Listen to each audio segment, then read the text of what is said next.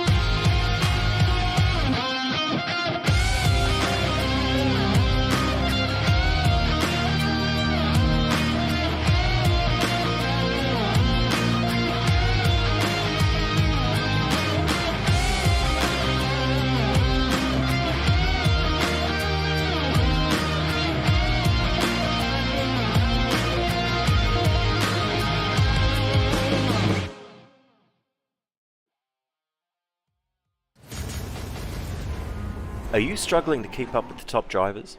Are you ready to get faster and more consistent? If so, it doesn't have to take as long as you might think. With the VRS competitive subscription, you'll have the telemetry, setups, tutorials, and everything you need to analyze your driving and see exactly where you're losing time. Our data packs and the ability to compare your driving with the best in the world will show you where to adjust your inputs, change your driving line, and shave seconds off your lap times. When it comes to your equipment holding you back, the powerful and precise Direct Force Pro wheelbase and precision pedals are being used by some of the best drivers in the world, including Jordan Caruso, Tim Ryan, Jordi Lopez, and Oscar Piastri. It's no secret that VRS hardware is not just the best on the market, it's also the best value for money. So if you're looking to upgrade your wheelbase to direct drive and want highly adjustable, ultra-realistic pedals, VRS is your answer. You can get better, faster, and more consistent in less time and for less money. You owe it to yourself to find out why so many people are switching to VRS. Just go to the URL or the button below and learn more.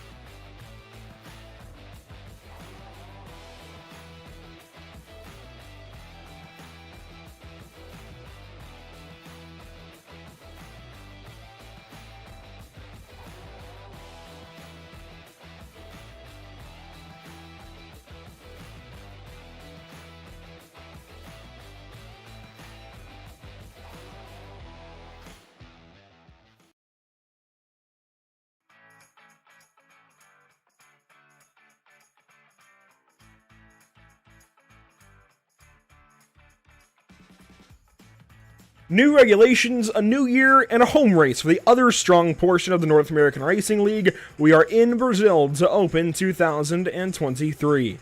As predicted, the standings have completely jumbled since Motorsport in December, and the entire AM Championship has, as a result, entirely shifted. Welcome to Pit Stop TV. I'm Andrew Cardone IV with Emerson Arden alongside this evening, and round 4 brings us to Sao Paulo, Brazil, and Interlagos for the always picturesque Formula 1 track down here that just brings out the cult following in Brazil. Such a fantastic racing circuit. Of course, we're racing here this evening with GT3 cars, so a far cry from the downforce masterpieces, if you will, from Formula 1, but still very, very fun to watch racing machines, very fun to drive racing machines. Just a little more brawn is involved in getting these cars around a place like this, Emerson. Absolutely. Interlagos, of course, was the deciding event in the Formula 1 Championship for years on end. It's a phenomenal circuit here in Sao Paulo, Brazil, that produces amazing racing. And, of course, most notably with open wheel in Formula 1. But these sports cars can really put on a great battle as well. I think it's a perfect combination of good long straightaways, high-speed corners, low-speed technical sections, a little bit there in the middle of the course. A lot is all around this course, and we can even see here on the track map. Again, I think plenty of passing opportunities, plenty of challenge. Absolutely love watching iRacing races here, and should not be any different tonight with the North American Racing League.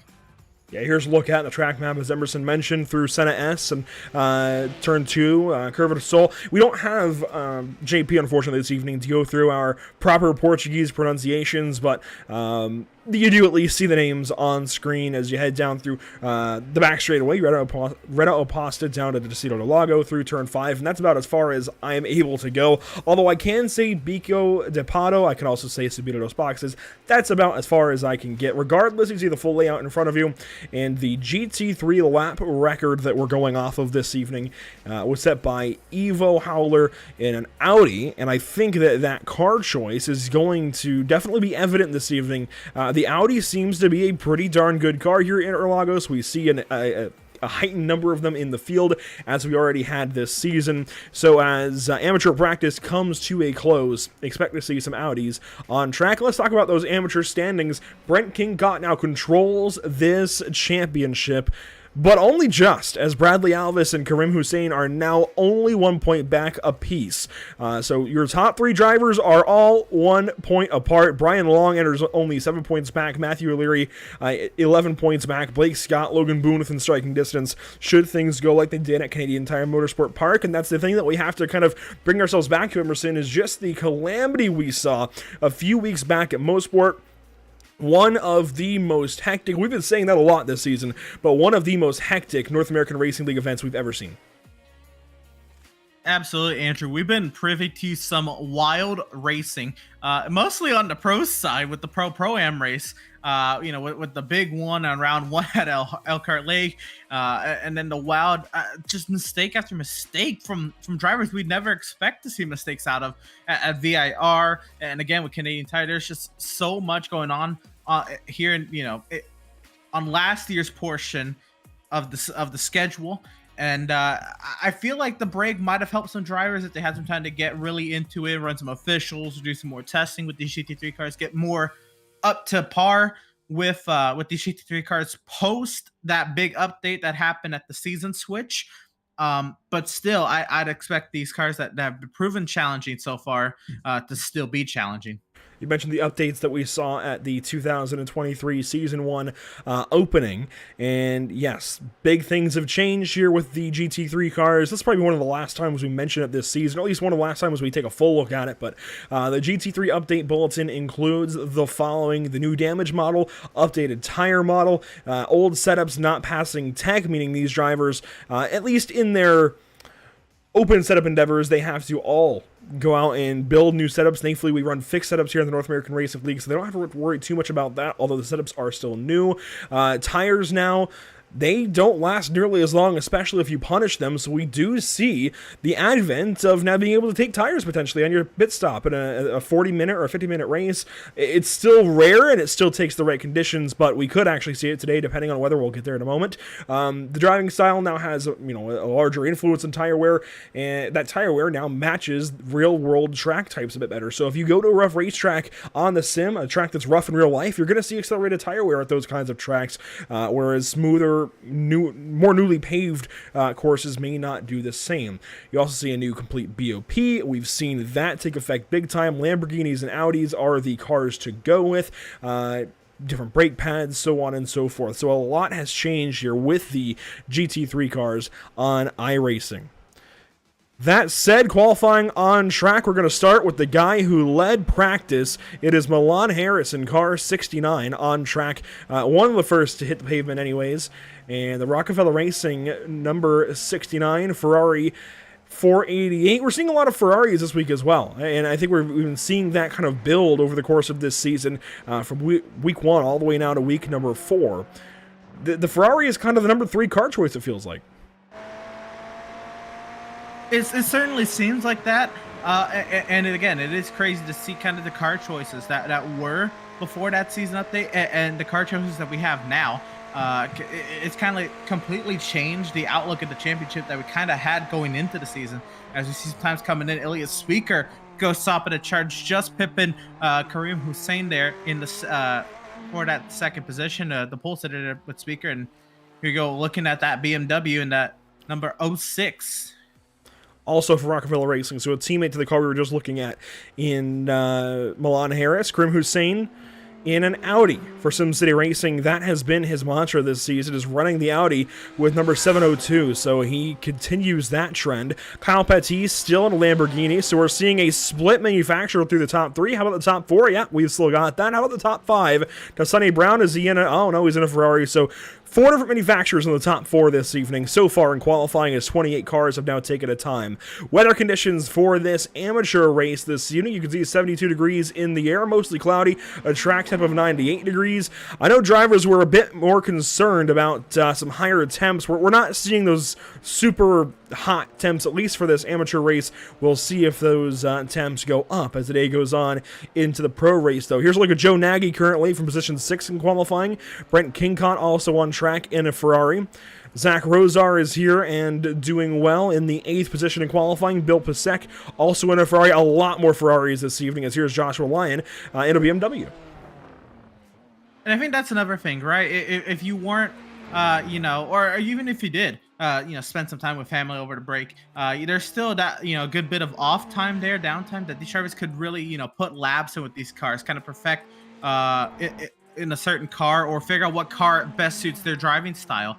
And we're seeing a lot more choices here. Now, I don't know if we're going to, see these same car choices last throughout the season. That may be the beauty of it, that we don't see, one single car choice dominate the season. But how it started with, all the Porsches at the beginning of the season, it is a great change to see kind of the variety in the cars we have so far this season.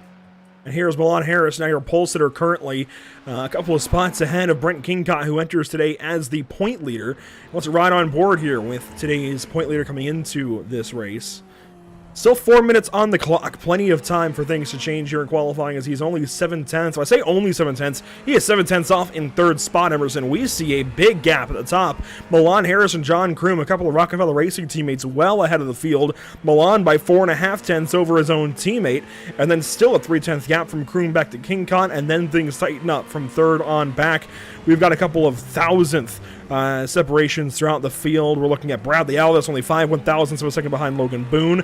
And how about Sonny Brown, only 2 1,000ths of a second behind Blake Scott? How about Blake Scott? Started this season so strongly, now in a BMW this evening. It's kind of all come derailed the last couple of weeks. Yeah, unfortunately, but we're still technically in that first half of the season. There's a lot of time to turn things around, but it's got to start with a good run tonight. And after that run, that puts him 12th quickest. We'll be looking to try to improve upon that throughout the race. I think he'll have plenty of opportunities to do so with a track like Interlagos, but have a lot of work to do here. And how about Alvis here in the 296 Lamborghini?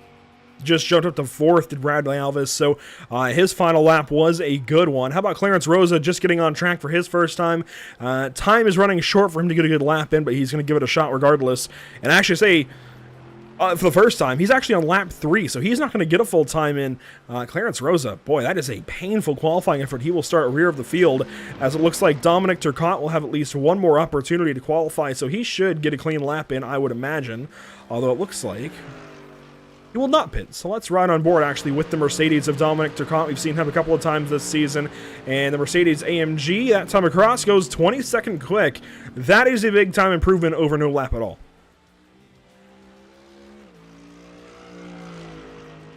Other cars on track include Jeff Castillo in a Lamborghini this evening in car 010. Bruce Jackson also out there from Aerokinetics, and I like this new look for that number 77 Audi R8.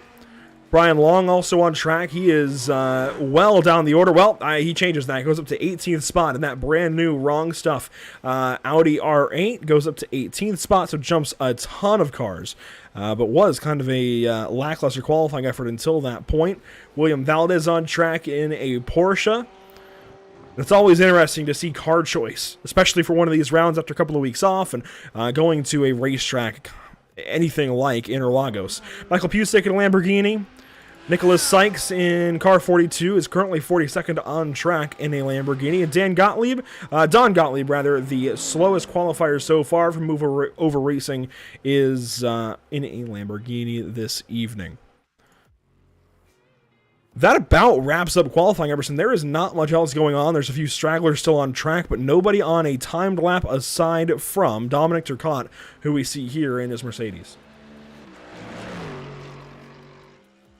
And there he is coming through the final corners. All of these corners, by the way, wide open.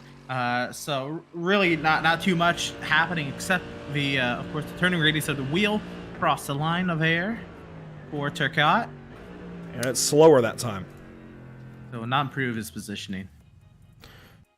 So that was the last car that was on track for a time. There's a few other cars still on track, like Nicholas Sykes, who are just kind of running extra laps. Bruce Jackson, as well as William Valdez, and even Milan Harris, who is currently on pole. I think just running extra time here, as maybe he's just trying to occupy himself, honestly, as he has kind of this cooldown lap. This is actually lap 5 for himself, and they could also be trying to figure out some numbers with fuel. If they underfueled the car or whatever. I'm not really sure what they could be going for, but Milan Harris just running a couple of extra corners around here as time will come to a close. And let's go back to the standings, Emerson. Brent Kingcott over Bradley Alvis and Karim Hussein. Kingcott will start from 3rd. Alvis will start from 4th. Hussein will start from 9th. Yeah, so plenty of opportunity for these standings to kind of change around, for us to still have these standings jumbled up. And we're, again, not even into the halfway point. So even drivers on that second half of the page here, 11th through 20th, they're not out of it just yet as well. If they can just muster up some great runs, they may need a little bit of luck. But over the course of 5 races, there's still a lot to play for here, and a lot can change. That there is, as we take a look at the field lining up between turns 4 and 5. And it is definitely one of the larger fields that we've seen over the course of our time here. 47 cars in total. And that number actually jumped up a bunch towards the end of qualifying. Or, sorry, towards the end of practice. Let's go through our starting grid this evening. On pole, as we talked about, Milan Harris from Rockefeller Racing in car 69. John Kroom joins us this evening from his right side. So 2 pink Rockefeller Ferraris on the front row.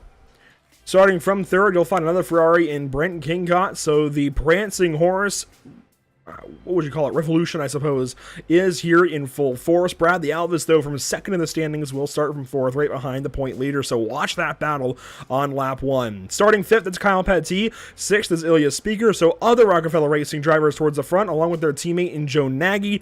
It is a strong qualifying effort from that team in general. Logan Boone will start from the 8th spot. Karim Hussein will start from 9th. And to round out your top 10, how about Mark Scott?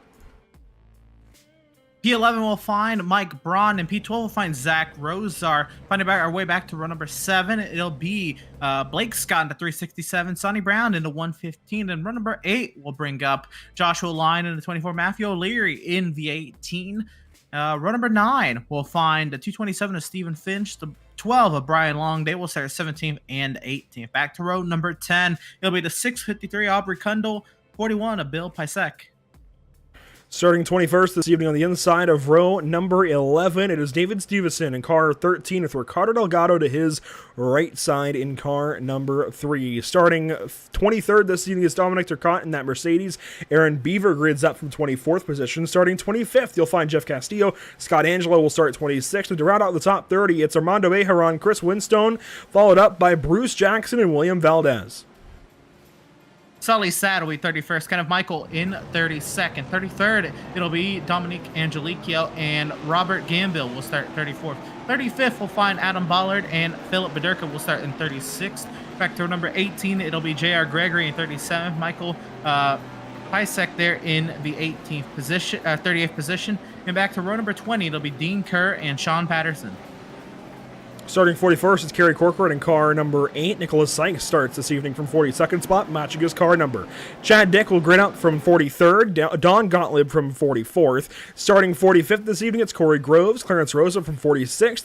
And to round up the field, it's Robert Guadagnoli starting from car 64, but 47th position. Milan Harris leads us through the bottom end of the course at turn 13 and will bring us up the hill to the start-finish line, past Subida dos Boxes, and to the green flag this evening. Weather conditions now in the race session, not changing much. 91 degrees now on the track. I feel like that's gone up maybe a degree or two, a couple of ticks from qualifying anyway, as we get ready for racing from Brazil. Thanks so much for joining us here at Pit Stop TV. We do appreciate it as always. No matter where you're watching from, drop us a follow, drop us a like, a subscription, what have you, and let us know where you're watching from. The entire field comes on down the front straightaway, and we are green in Sao Paulo.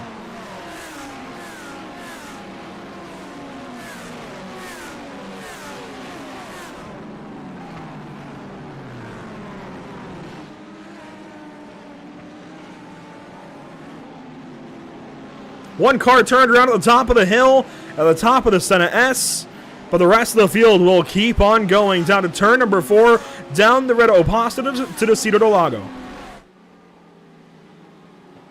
Yeah, other than that one car stopped atop the hill, everyone was able to kind of stop relatively quickly, get around of that car. Oh, one car spinning, that's Joshua Lyon, and one other car will go spinning, that is a Ferrari, I think. Oh, no! Oh, what a terrible rejoin. A terrible decision, and that takes out, I believe, that is going to be the Lamborghini of, I forget. I saw the name in qualifying, and it made sense to me, but I'm trying to think. I think that was Philip Bederka that got caught, and that is so unfortunate. As soon as I saw that driver roll from a stop, it was looking bad. A look at turn number 10 as the entire field comes on through the hairpin. Side by sides further back in the field, you see some of the Radness cars trying to take other lines, trying to get around that corner and get some spots. The field now through turn number 12 and headed back up the hill to the start-finish line. The leaders are already coming around Subida dos Boxes, and one lap will go complete momentarily from Interlagos, and that is how things go sometimes. Well, it was looking like it was going to be a relatively clean lap, and then we got down to the bottom of the hill, and things went a little crazy. Whoa, look at that move! Oh! Wow! This is why sometimes it's so rewarding to just watch a field go by at static camera angle. You can see the separation after one lap and really get an idea for what is going on. As the last few stragglers will come across, here's Joshua Lyon, who towed to the pit lane after that terrible, I'm going to be honest, terrible rejoin in turn 4. Let's get a look and maybe see what he was going through when that happened. Of course, the driver just trying to keep his race together. He's just trying to get through this first lap. So let's give him the benefit of the doubt here and see what all happens in turn 4.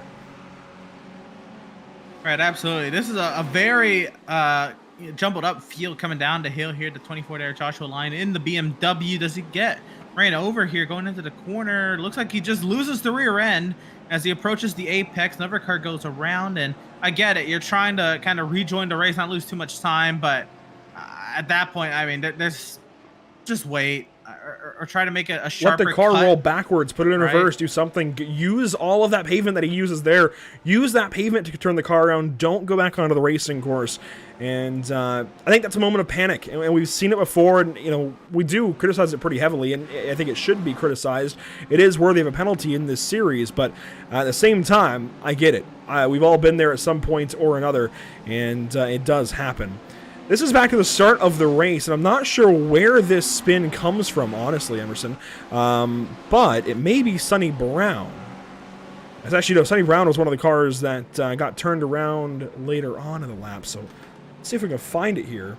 The whole field comes on by 3 wide. There it is, one of the Aerokinetics cars, the 54 machine. And that is going to be Robert Gambill got turned around at the top of the hill. My goodness. Fortunately, a couple cars stopped there, but they had. Oh no, and they went around behind as well. And then this is going to be that number 73 that had nowhere to go. Don Gottlieb is the car who absolutely clobbered Joshua Lyon as he rejoined. So let's watch this from Gottlieb's perspective.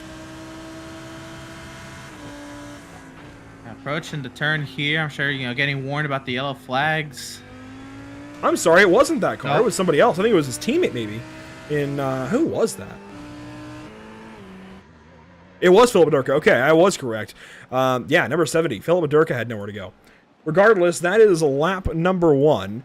So we'll go ahead and just rejoin live action as we do have one car stop. Bill Pisak from Radness has stopped outside of turn 10, it looks like that is. Or is that turn 8 maybe? JP would know for sure, but regardless, number 41 is turned around. He gets back going. I believe that was down in turn 8. We got a couple more turns here before we head to the backside of the course. Gets it back going, nice and clean. Continues the race, and no harm, no foul. Race continues on towards the front of the field here to the center S. 5 minutes nearly complete now. Milan Harris, your race leader in the amateur division here for the North American Racing League at Interlagos. Milan Harris 2 seconds in change out front of John Kroom and Brent Kingcott. Kingcott, the new point leader after the most recent event at Canadian Tire Motorsport Park, and that was, as we've said, one of the more hectic rounds we've seen. He was able to come from well behind and take that points lead away.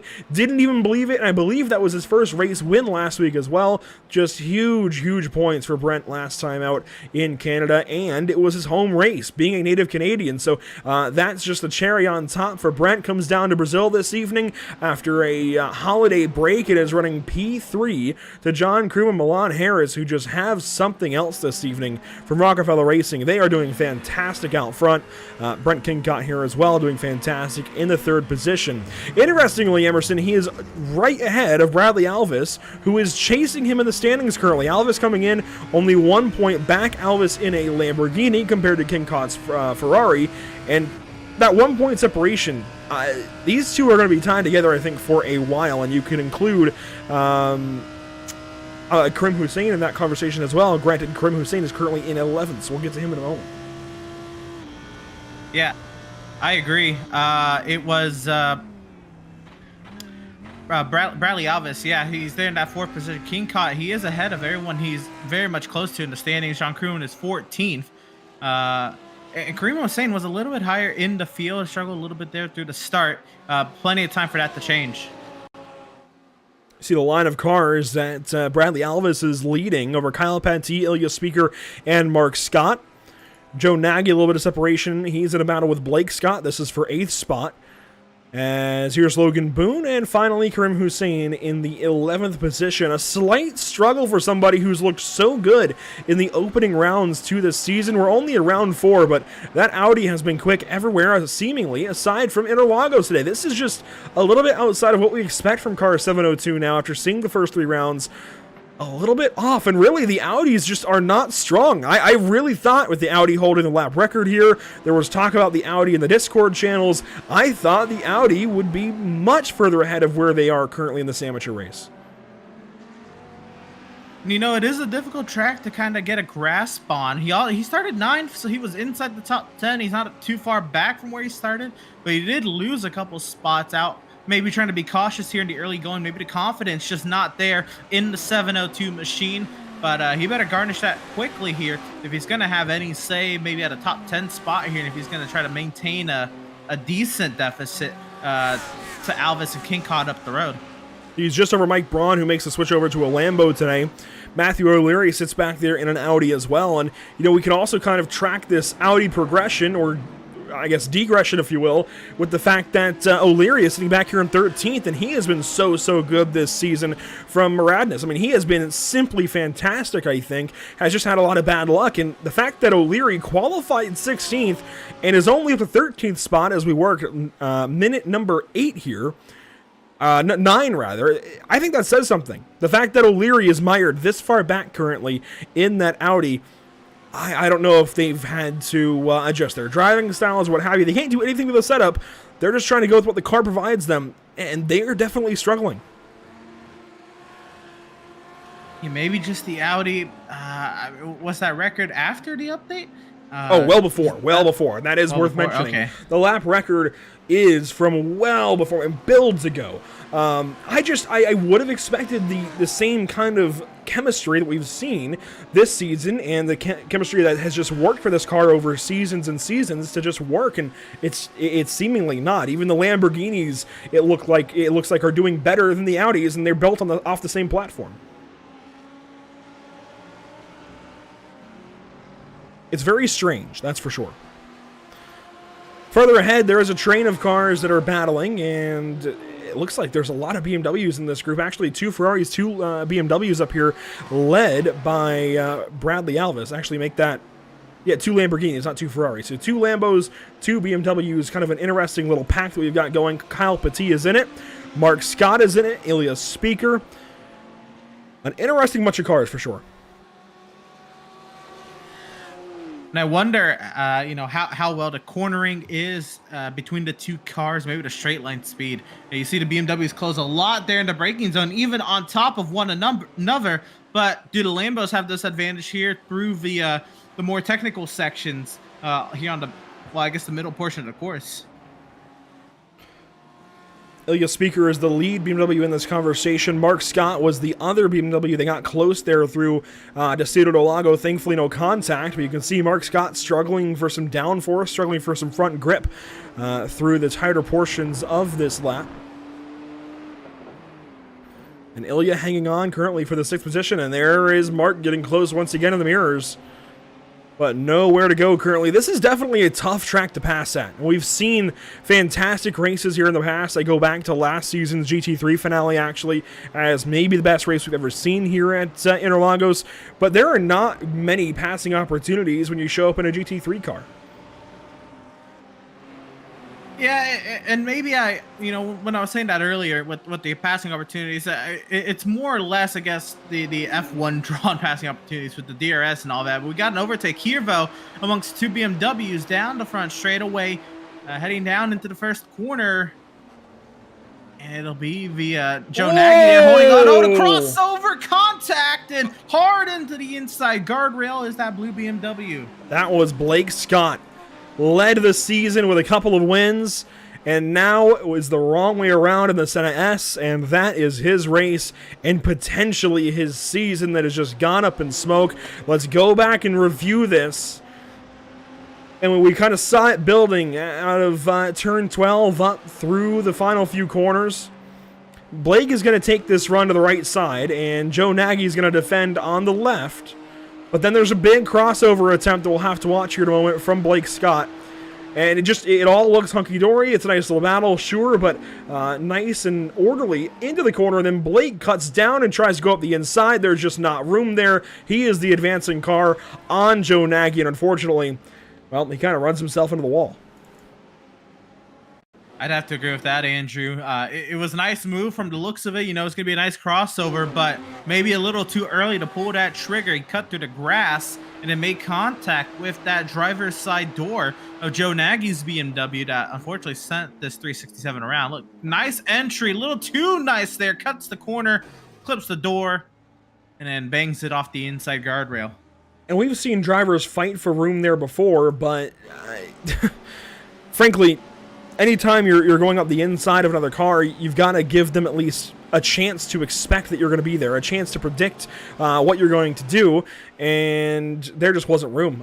Blake was on the curbing. I think you could argue maybe that Joe Nagy could have been further over, but it's Joe Nagy's prerogative to run the line that he wants, and unfortunately those two met in the middle, and Joe keeps going. Granted, he did lose a spot to Logan Boone. That was for 8th position, and now has other cars on him as Karim Hussein takes a spot, Matthew O'Leary as well. So watch these Audis, actually. There's maybe we just talk too much about them in the early going, Emerson, because they're starting to gain a few spots as attrition sets in a little bit. You know what else I've been thinking is maybe the lighter fuel loads. Maybe these cars don't do that well with heavier fuel, and lighter fuel they're able to maybe excel a bit more than the bigger, heavier machines here. The Audi's looking to pull a little bit here in this middle portion of the race. They're also going to put some more fuel in here in the next few minutes, but then maybe at the end of the race also has something to say with a nearly empty fuel tank. This is back here. The back end of this line of cars, Dominic Turcotte in 15th position. I just want to mention one of the lone Mercedes drivers, if not the lone Mercedes driver in this field, doing a fantastic job. Started 23rd up to 15th currently as we work minute 14 into minute 15 now, and it looks like Scott Angelo may get the best of him here on the front stretch, but still a fantastic job so far. There's a problem in the back. J.R. Gregory and Dominic Angelicchio both turned around out of the hairpin at turn 10, and this is a big problem as Dominic is still off the racetrack. Now will rejoin, and the driver that deals with multiple sclerosis on a daily basis, unfortunately, has just lost a ton of positions, is down to 34th position. My goodness.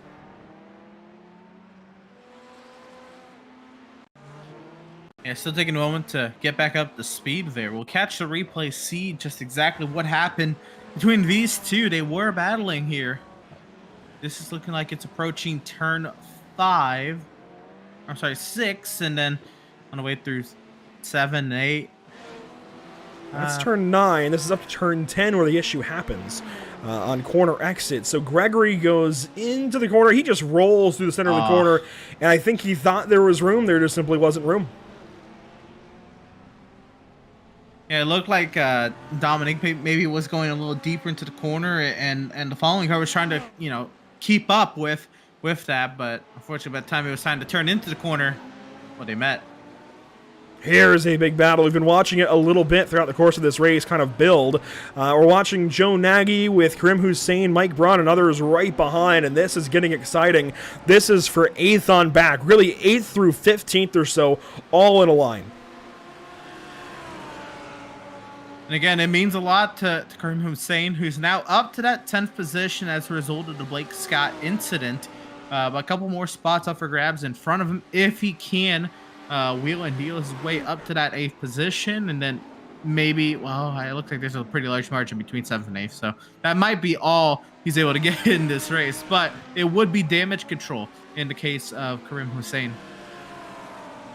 Let's jump on board with Karim and kind of see what the Audi is doing for him. We've speculated a lot about what the car might be doing, how the car is feeling, and if they have ability. Let's watch.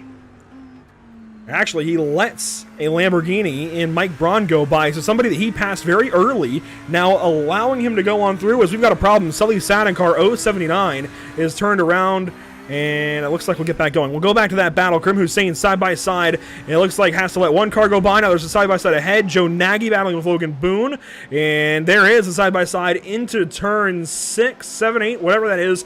And look at this, Emerson. This is fantastic. Two side by sides in this close proximity, and one car moves over on the other. Thankfully, no contact as we stay side by side with Nagy and Boone.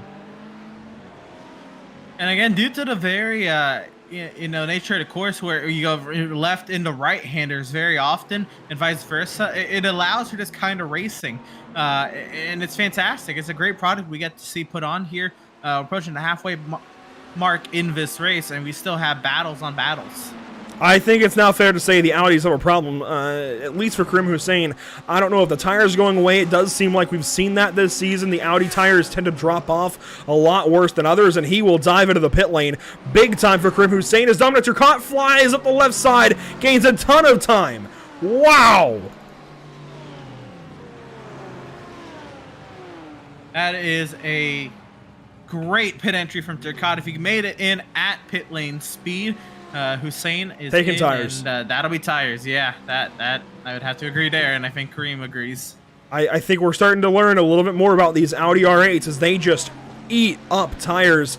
It's a viable platform if you can make it work for you, but maybe not in this case, as Hussein will work back on the track. A 13.85 second stop, and tires in the amateur class definitely are a lot more punishing, at least taking tires is, than in the Pro-Am class. So a 13.85 there for Hussein versus a 13.0 for Turcotte. But look at the difference in pit lane time. It's a 28.41 for Turcotte versus a 31.76 for Hussein. That is huge.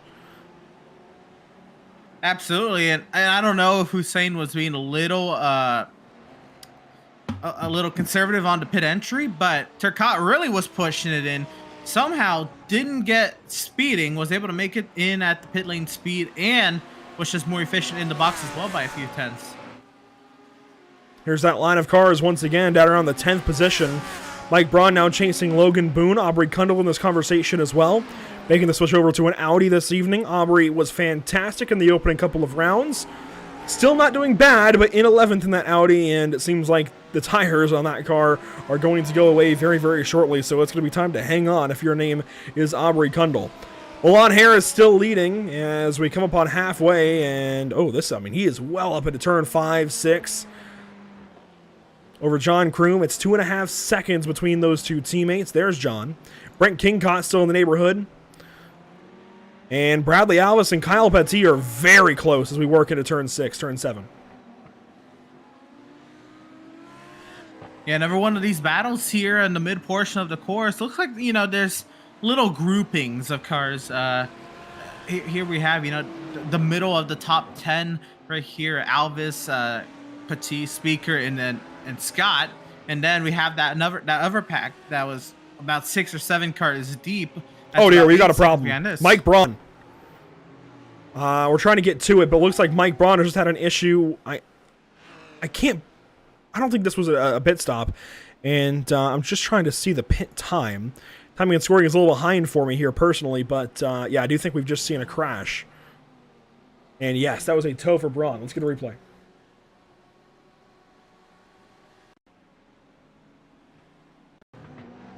Oh boy, this is going to be a stack up towards the middle portion of the lap. Watch this. Mike Braun in that white and purple Lamborghini slides into turn 8, spins around, and catches one of the shut up and drive it Ferraris and one of the, it looks like that's Scott Angelo in the purple Radness Ferrari, and Braun just reverses all the way down the course, takes off his rear bumper, and says, nope, I am out of here. That's unfortunate. I think, when the spin happened, maybe trying to keep the throttle applied to maybe, keep the car spinning out of the direction of oncoming traffic, was not able to, was clipped in that right rear tire, which almost immediately in these sports cars, Andrew, means suspension damage or some sort of damage that's really going to be hindering you the rest of the race. And I'm sure that was the reverse of frustration there that we saw afterwards.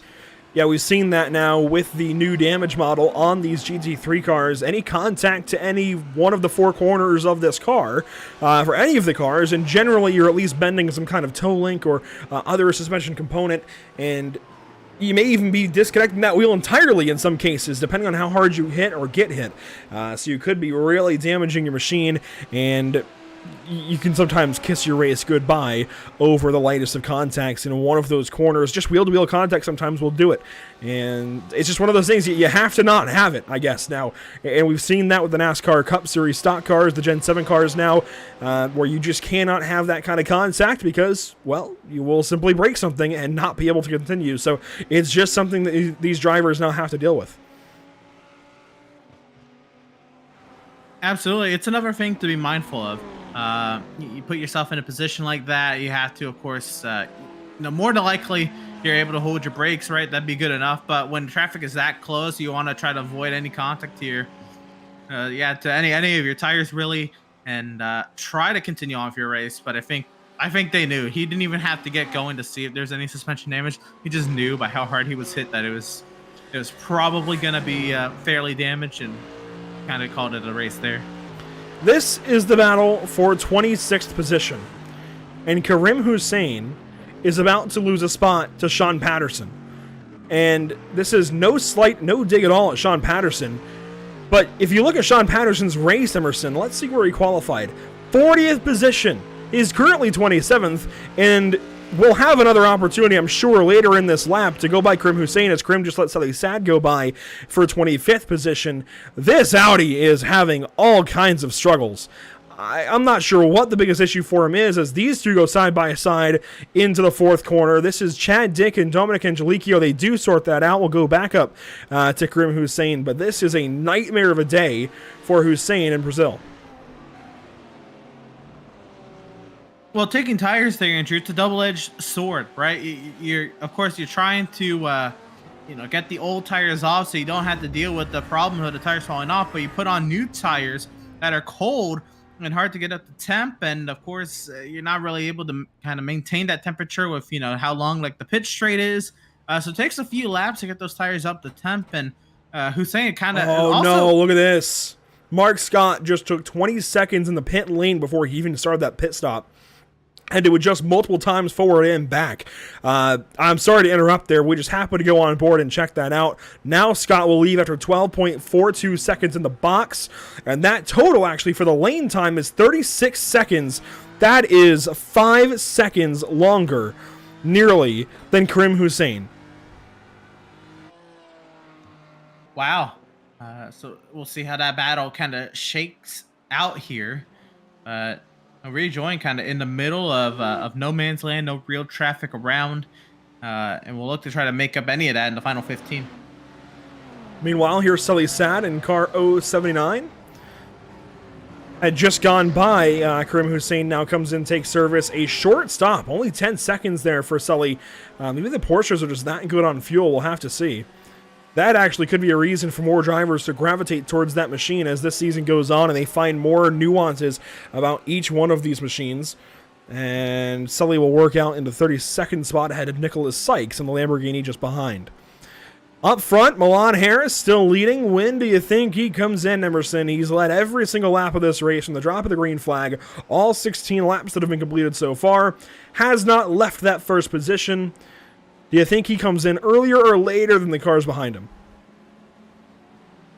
I don't think he even bats an eye to the cars behind him, in all honesty, right? He's out here. If he's taking good care of his tires, he can finish his race out on this set of tires. He's just going to come in for the fuel that's necessary to go to the end of the race. And if he is taking tires, well, maybe as soon as possible. But if it's just the fuel only, being out here this far, he can take care of his stuff. Really doesn't have any threat. I just run it out, let the car sing on its when it's lighter with those lesser fuel loads, and you maybe even could take a little bit more just to be safe, not to run the car out with a lead this big as well. He will have to contend with some lap traffic here in a moment as he works through turn 12. There will be some company up the road. That is one of the move over machines in those orange Lamborghinis. But for now, Milan Harris just riding nice and quietly up in the race lead. Meanwhile, Bradley Alves has a rear view mirror full of Kyle Petty, and these two Lambos have been glued to one another all race, but we could be at a precipice of this battle as Alves shakes the car for a moment, tries to find a gear. He's pitting. Here he comes. Very odd as Ilya's speaker's going to follow. Race leader Milan Harris also in the pit lane as well. Well, there you go. That's when he's pitting, and he's taking tires. Oh, my goodness, this is huge. Will this work out for Milan Harris? He takes tires from the race lead. John Kroom, I don't think does. I didn't quite catch it. He must have actually. The times there are nearly even. Here's Bradley Alves, not on the jacks. How about Ilya's speaker in the BMW? He's not taking tires. It looks like Joe Nagy is taking tires. It looks like Logan Boone will not be taking tires. How about Matthew O'Leary in the Audi? He's not on the jacks. Scott Angelo in the Ferrari. He's not on the jacks. He's just trying to get into his box. Oh, this is terrible for Scott. Finally gets it just right. Here's Stevenson also coming in. He goes on the jacks. Takes a fast repair as well. My goodness. And with these pit boxes here, right, you even saw there a little bit. Some of these stalls are shared, so it's sometimes even hard to see your pit sign or the lollipop, as these sports cars will have. And again, they're so small boxes as well, really just enough to fit the car in, and it's tough to get these cars stopped in those boxes sometimes. It proves just how important practicing that can be. Now, we talk about the tires that Milan Harris just took. He took less time in the pit than John Kroom did. I wonder, we saw this a little bit at the back end of 2022, I think I recall it from Canadian Tire, the option of splitting tires. I happened to take a few laps here in getting ready for this event myself, as Albert Kundal will dive into the pit lane to join Kyle Petit, currently there in the number 90 Lamborghini. We'll find Petit in his stall, who will be taking tires. But when I was doing practice laps here, Emerson, usually opt for a Formula 1 car or something of the sort, and I wouldn't even blink about tires. But I happened to take the new BMW LMDH car. And what I noticed is even in the few laps that I ran, the right sides built a ton of pressure much more quickly than the left sides. And being that that was on a fixed high downforce setup, and these guys are on a fixed sprint setup, these tires are not, the pressures aren't staggered, the cambers and casters are not adjusted. These cars are not tailored to this race course. They're likely building a ton of pressure on the right side and not so much on the left. They could be going for rights only or fronts or rears only. Yeah, absolutely. I was just thinking about that. There is a lot of left-hand corners where those right side tires would take more. Well, first of all, more distance, just take a little bit more beating with the way the course is designed. There's a lot of banked corners where that right front tire can take a lot of temperature and a lot of pressure. And then we were seeing drivers struggle for grip, maybe not able to get off the corner. I think the rear tires play a lot to that as well. So there's strategies within that, Andrew. Yeah, absolutely. The tire choices that drivers make, I'd imagine left fronts aren't really an issue here, but if you think about the other three tires, what's most valuable to you? And this is where maybe we can rely on some of you viewers out there on YouTube. I see a bunch of you guys watching as Brent Kingcott will finally dive into the pit lane with 10 minutes to go. And he's actually leaving the pits already as he flies by one of our flagmen there. Kingcott is going to sort out right around John Kroom. He has got a ton of time on John Kroom, and Kingcott now will officially take over second spot with John Kroom well in the distance. 3 seconds between these two on the pit lane and on the racetrack now. That is massive for our point leader coming into today, the Live RC number 99. Beautiful pit stop choreography there from your point leader. But I want to go back a little bit. I digress, I should say. Back to the conversation of tire selection. If Daniel Morad out there or somebody else might know, as Milan Harris gets caught behind a lapped car, one of his teammates no less in car 29, if somebody out there knows better than I do, can you take front to rear, can you take only front tires, only rear tires? Can you take only left sides, only right sides? Because if you can take only right sides, that'd be a perfect opportunity for these guys. But even if you can only take fronts or rears, that is still a big time option that you have, and would tell us a lot about what these guys are doing. So if somebody is a little more educated than we are in this case, by all means. So yes, you can. So can you change, for example, Daniel, just one corner of the car? That's the one that I really want to know, actually. They're saying two. Huge. I wonder if this is like the old NASCAR stock cars where you could take just one corner of the car. It used to be on iRacing that all tire selections were completely wide open and you could take just one of the 4 tires, or you could take 3 if you wanted, and it seems like that may be the case. So we're learning a lot as these weeks go by of what these drivers do and do not have at their disposal, and it sounds like that split call, that's never been something I've considered. You take 2 and won't lose any time in pit. You can change 1 or 2 tires in the pit stop. It is 1 at a time. Wow. 1 at a time. Okay. So it can be. I'm assuming by that, any tires of your choosing. This is where I need to go run more GT3 races. I need to go put myself in these scenarios again. It's been a while since I've run one of these things in a race. So thank you, Daniel, and everybody else commenting. I see, just to shout them out, I see Justin in 5387, Wayne Castile, Mitchell Johnson out there. A lot of you guys. So I really do. And we do know about the fuel. Fuel and tires are now simultaneous. That, with the accelerated tire wear, opens this box up. But the fact that you can take just 1 or 2 or even 3 tires on the pit stop and take 1 or 2 and not lose time, boy, you know, we could be seeing some NASCAR strategies from the old days. As King Cott, he got real loose there and lost everything he'd gained over the last couple of laps. I was just about to say, Andrew, while we were going to that whole conversation, I was watching. King Cott brought it. Remember the gap that Milan Harris before pit stops was about 3 seconds. It was under 1 second there with a few corners before the end of this lap. It's now back to 1.7. King Cott was making a march for the race lead. I can only imagine, is Milan Harris maybe not pushing? Is he saving fuel maybe? Or did King Cott just nail the strategy? I don't believe King Cott took tires, but I believe, well, Milan Harris did. He at least took 1 or 2. So that could be a difference as well. If Milan took fronts only, for example, he could be trying to break those tires in and build temperature still. On the other hand of things, we saw that Milan Harris got caught behind one of his teammates, Adam Ballard, and lost a ton of time. And it could have been that Milan was just trying to regroup after that. That can be very frustrating, especially when it's a teammate that holds you up and puts you in jeopardy of losing the race lead. They continue on. It fluctuates through this part of the course, but we see it fluctuate and hit 1.8 tenths at some points. Nonetheless, it's still a huge gain in the favor of King Cott, not only in positioning but time to Milan Harris.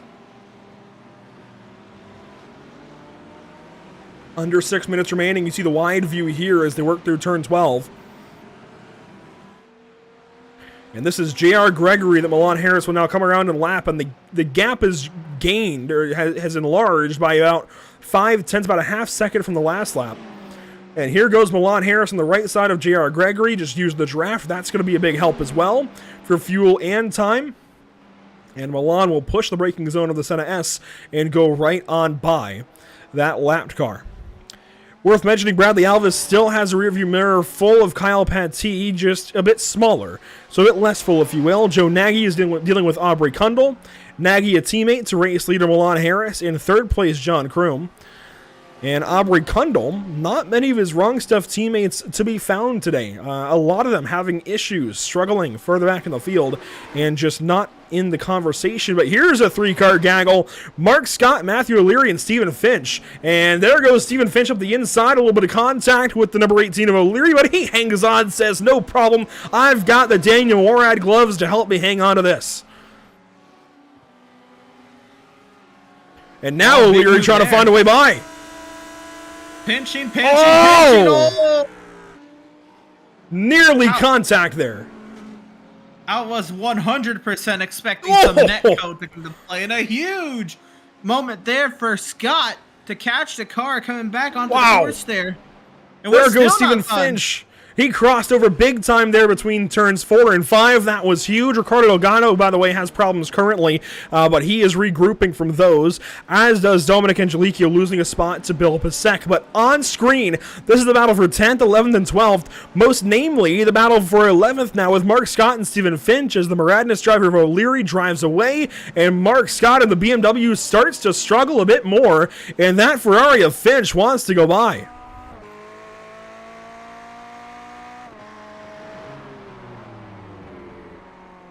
That was fantastic. On the aggression, absolutely.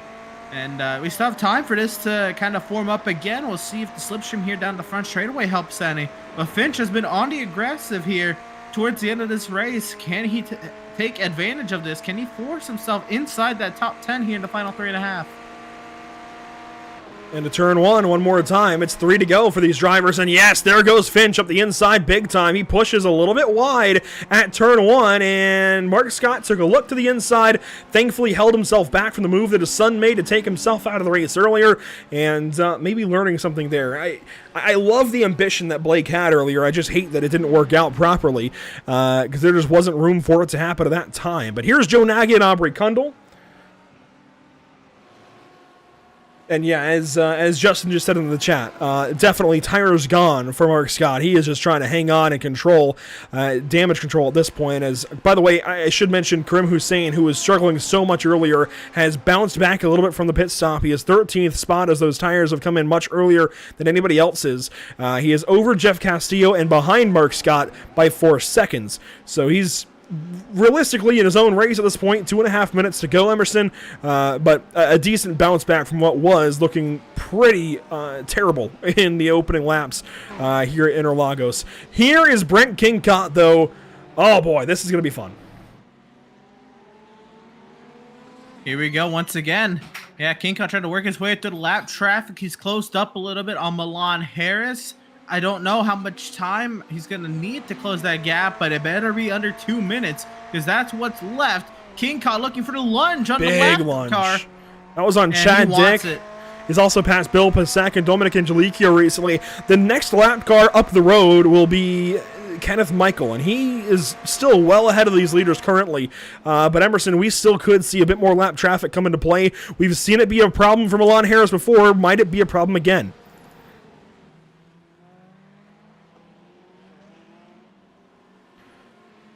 Here's the Rockefeller Racing number 69 rather, the 99 in pursuit. It's a 1.6 second difference, now 1.5 into the hairpin. It will be the white flag this time by, count your blessings, Milan. You better hope nothing happens here. The next car up the road is not in frame currently, so that he's got some breathing room, but I think they're going to potentially catch 1 or 2 in this lap. Potentially. I could be wrong. He may be okay. It's going to be just kind of survive it here. Of course, you can't just let off the accelerator, though. 1.8 seconds. It's not just coast home distance, but there's no need to push the issue here. And there it is. Timing and scoring says final lap. So we just await Milan Harris so we can work his way around the score so without issue. He's putting time on Kingcott. He's just put 3/10 on him in the back half of that lap alone in the opening to this lap. White flag is out, presented by Whiplash Simcams for Milan Harris, and he has open track ahead. The lapped car I thought they might get to, it looks like they may not at all as they work through to Cedar del Lago, and the 69 just has clear sailing ahead. Can Kingcott do anything? A 1.8 second gain on this lap. I don't think that's going to happen. Yeah, at this point, Kingcott just has to be there should anything happen, and the opportunity for something to happen in Kingcott's favor continues to dwindle, but the amount of corners dwindling gains a little bit, but I believe at this point, Milan Harris is just trying to bring her home. And there you see officially the white flag presented by Whiplash Simcams. They may still get to Kenneth Michael, but in a much more reduced circumstance as Milan Harris works on through the final couple of corners now that he has to brake and really turn for. In fact, here is the final braking zone of the race. Milan Harris, no problems out front. And it looks like so long as he can make it to the start-finish line under power, Rockefeller Racing with Milan Harris absolutely perfect today, minus a couple of laps under pit stop conditions. Started first, practiced first, started first, and will finish first. How about that for Milan Harris in Brazil? Brilliant stuff from Milan Harris. Puts on a great show, qualifies pole, leads pretty much the entire race except for the pit cycle. Brilliant job done from Milan Harris. So we're not done. There's still battles going on throughout the field. Joe Nagy and Aubrey Kundle will be one of the next ones. There's Logan Boone in the middle of it. They have swapped spots in the closing moments. Boone gets in between those two, and Boone will go home in the 8th spot. Joe Nagy 7th, Aubrey Kundle 9th. Matthew O'Leary and Stephen Finch to the start-finish line. You didn't quite see it, but it was close.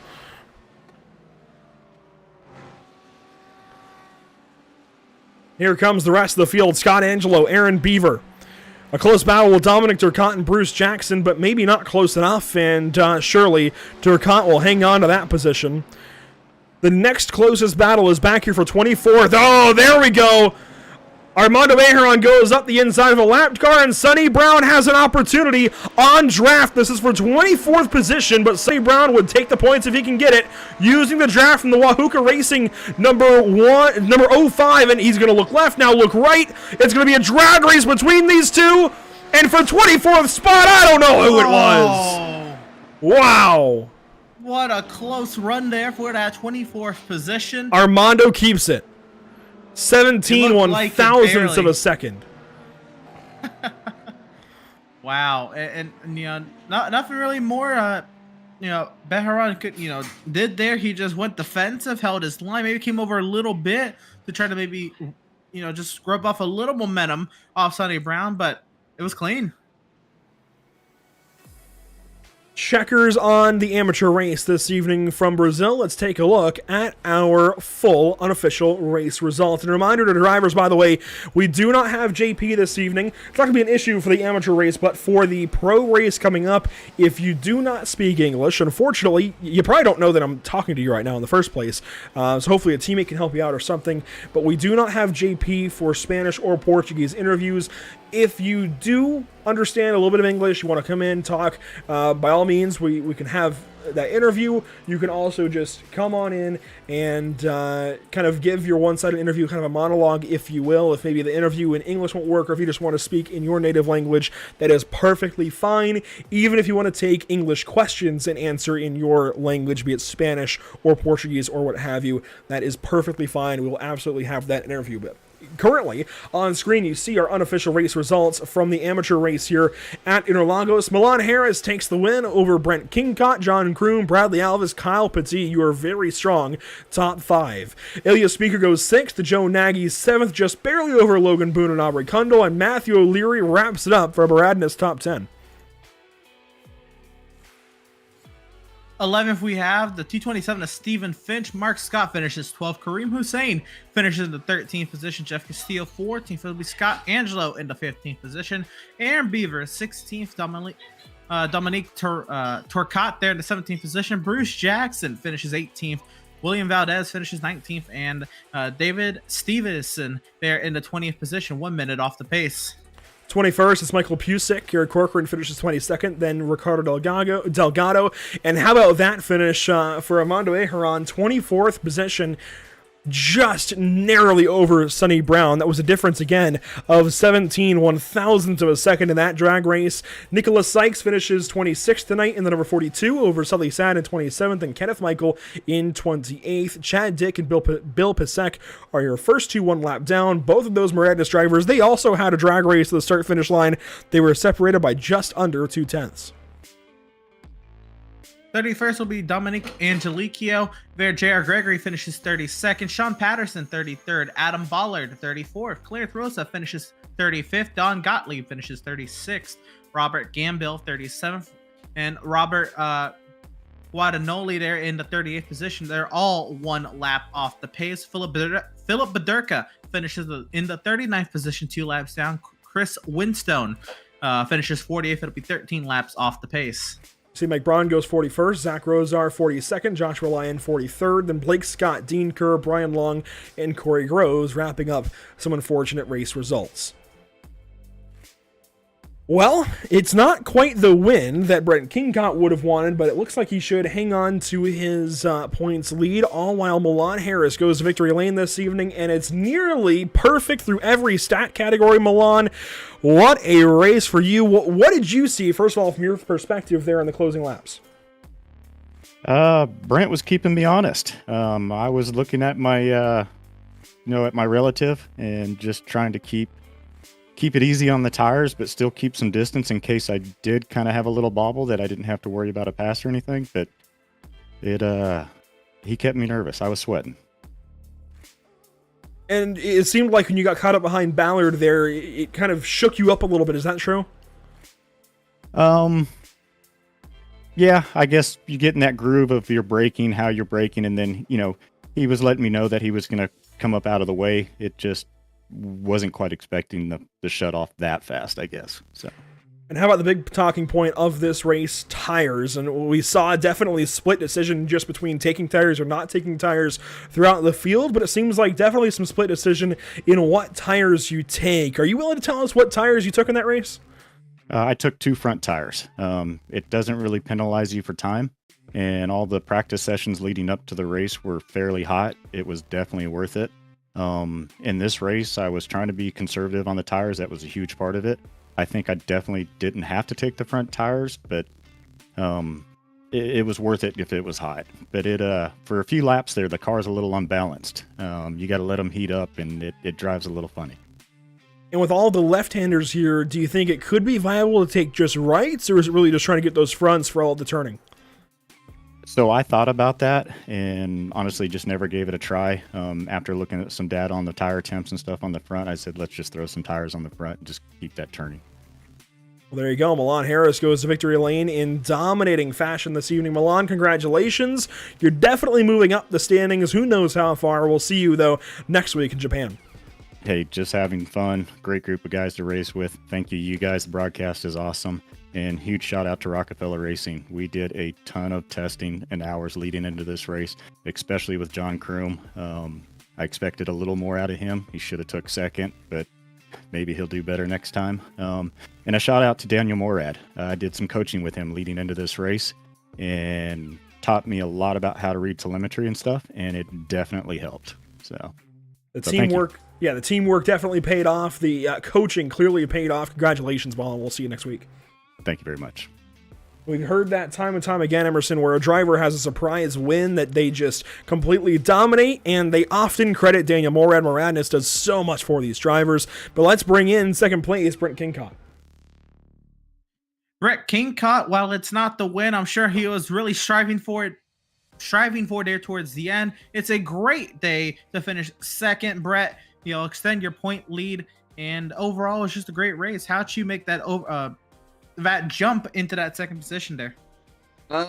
Was saving fuel behind John Kroom the entire first stint. I will admit I did sputter on fuel when I pitted, so that was a little scary. But yeah, it was a good run.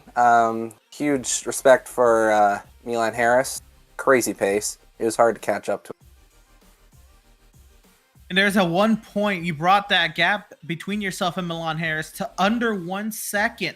And then I believe there was a mistake there off the final braking zone of the lap. What kind of happened there? I just had a little bit too much wheel spin. Took a little bit too much curb on the outside. And yeah, it just spun them. And I'm just like, I better hope I don't spin the car. But we kept her straight, and then we went through traffic, and that was insane.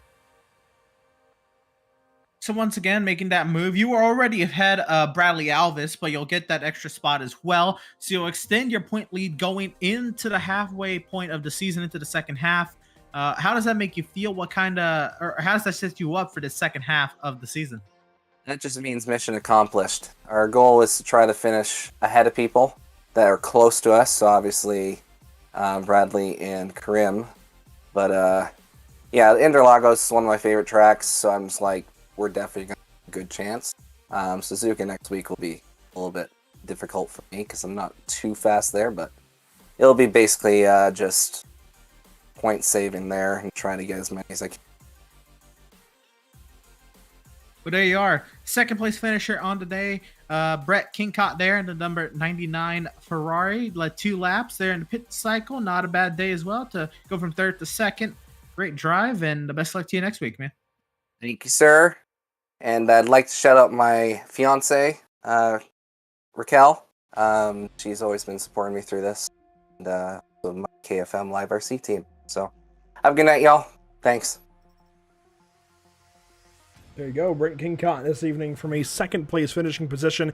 A big shout out to our partners here at the North American Racing League, VRS, Moradness, and JS Consulting. We'll tell you more about them in the upcoming pro race. But that will do it for the amateurs on track for their bit of time. We have got pro racing coming up in just a few moments. Don't go anywhere.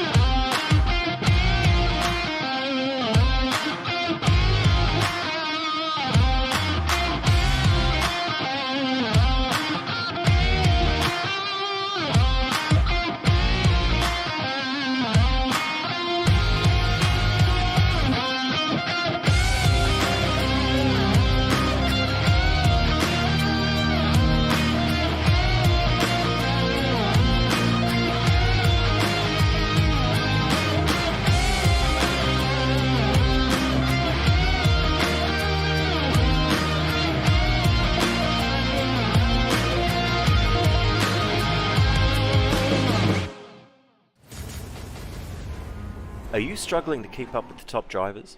Are you ready to get faster and more consistent? If so, it doesn't have to take as long as you might think.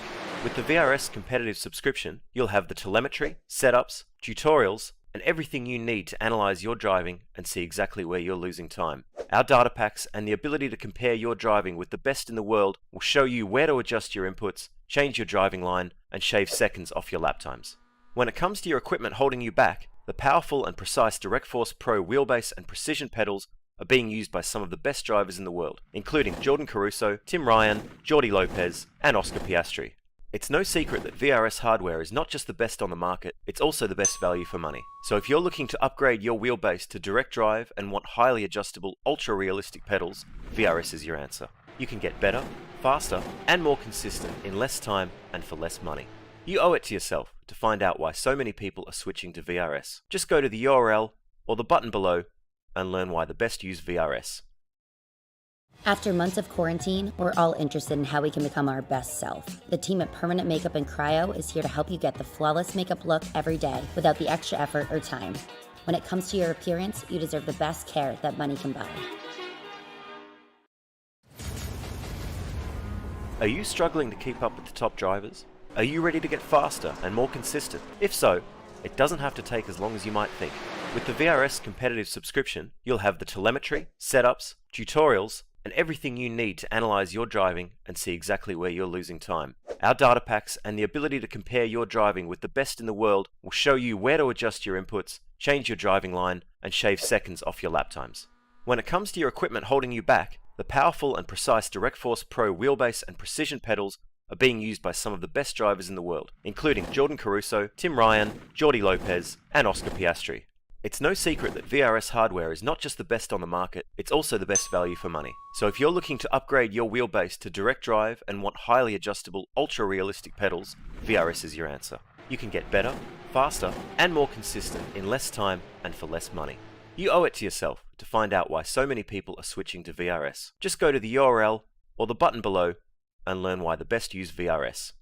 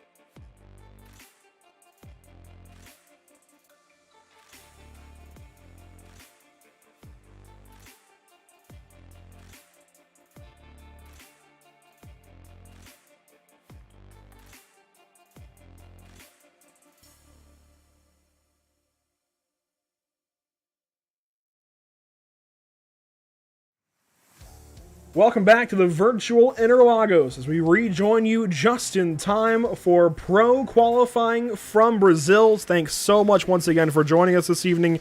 We certainly do appreciate it as always as we rejoin you from the virtual Sao Paulo. Practice wrapping up literally before our eyes, which means qualifying will be on track in just a couple of moments, Emerson. And I do want to say, by the way, thank you so much thank you so much to JP Costa for what he has done for us over seasons past. This is the one race I know he always wants to make. This is the one race that he was super excited for, being that it's his home race. And nothing too crazy. He just unfortunately couldn't make it this evening. But just a big shout out to JP Costa as he's missing his, of course, favorite race on the schedule. Let's talk quickly about standings for this pro class. And, well, the pro and pro-am class, Emerson. A lot going on here, a lot to take in. Let's kind of bask in it for a moment and talk about the fact that Gustavo Ariel still has a massive lead up top of the standings. Tim Matzke is second by 14 points. That gap, I feel like, has closed in a little bit. There were certainly troubles for several drivers last time out at Canadian Tire. We also see a tie now for Ricardo Rico and Bruno De Carmo. Toby Soriano's at the very back end of the top 10. And then over on the Pro-Am side, Kimbrough still leads by a healthy margin over Justin Hall. Yeah, absolutely. And the Pro-Am side, it's pretty much just if Scott Kimbrough can kind of coast it out these final 5 races with this gap he's built. By no means can he just lay over, but it is a pretty healthy margin that drivers are going to have to overcome. Matzke, I have noticed, has been taking dents out of that advantage Ariel has at the top of the pro standings. We'll see if that continues that trend tonight, or if Ariel will be on damage control or even extending that point lead coming into tonight's race. Definitely a lot to take in for this pro and pro-am class, classes rather. I think there's even, battles worth watching further on through the field. I mean, you've got Scott Reister ahead of Juan Blanat now through 3 rounds, and Ricardo Rico and Bruno De Carmo, and Scott feels good about his speed tonight. He's led a few practice sessions throughout the week leading up to this race. He feels good. He expressed that to me leading into this race. I'm excited to see where Car 42 goes in this race. Over on the Pro-Am side, I think you got to watch battles like Will Coffey, Diego Eda, Thomas Rayleigh right at the bottom end of that top 10, as well as how about Christopher Hill and Brent Cook, Miguel Colon, Ryan Amon. Really, just like we saw in the amateur race, we've got little packs of different drivers and little battles, and we could even see a big change-up for second in Pro-Am between Justin Hall, Mitchell Johnson, and Miguel Colon. They are very close together, the 3 of them, and could absolutely swap positions entirely in this race alone. But enough about standings, let's talk about qualifying, getting on track. Cars are, in fact, on the pavement. Here's the BMW this week for Matthew Dench. An interesting call considering we saw struggles with BMW tires in the amateur race, but we'll see what some car choices look like as Matthew Dench joins us once again with a BMW this evening. Sean Dickinson from SimCity Racing, also to BMW. Lucas Souza from Aerokinetics in an Audi. Justin Barrera in a BMW from Shut Up and Drive It. Bobby Flack this evening in a Ferrari from Empire Racing. Love 46 still on her Ferrari. Diego Eda out there in a BMW from GPVA Racing. Zach Dice, I believe, you know what? I think it's Deus, actually. I gotta remember how to say his name. I think it's Deus.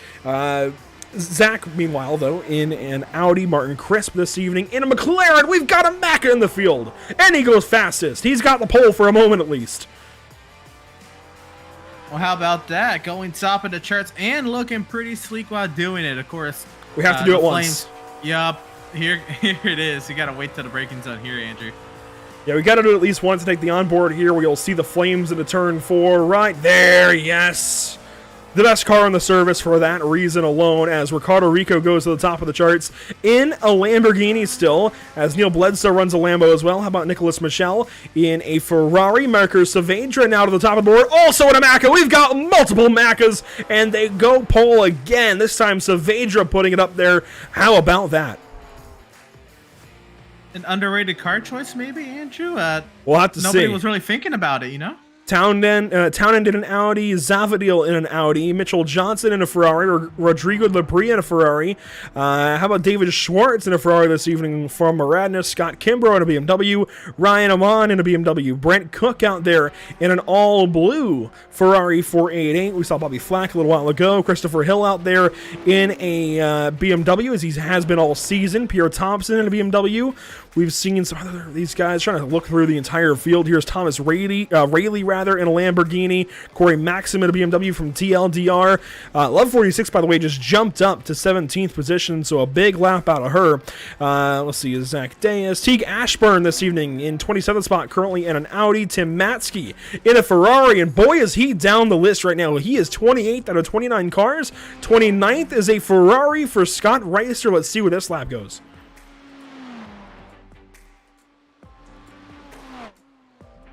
So Reister across the line. That one does count. Second spot, only 2/10 off a pole. And Giuliano Romagnolo in a Ferrari as well. Into third. Wow. Soriano. And a McLaren again. 3 McLarens, and Matzke goes to the top in a Ferrari. Wow. And Matzke, of course, was taken out at Canadian Tire Motorsport Park while in the lead few positions with a terrible rejoin from one driver. I forget who that was, but we got 4. Oh, we got just McLaren overload. This is fantastic. Oh my goodness.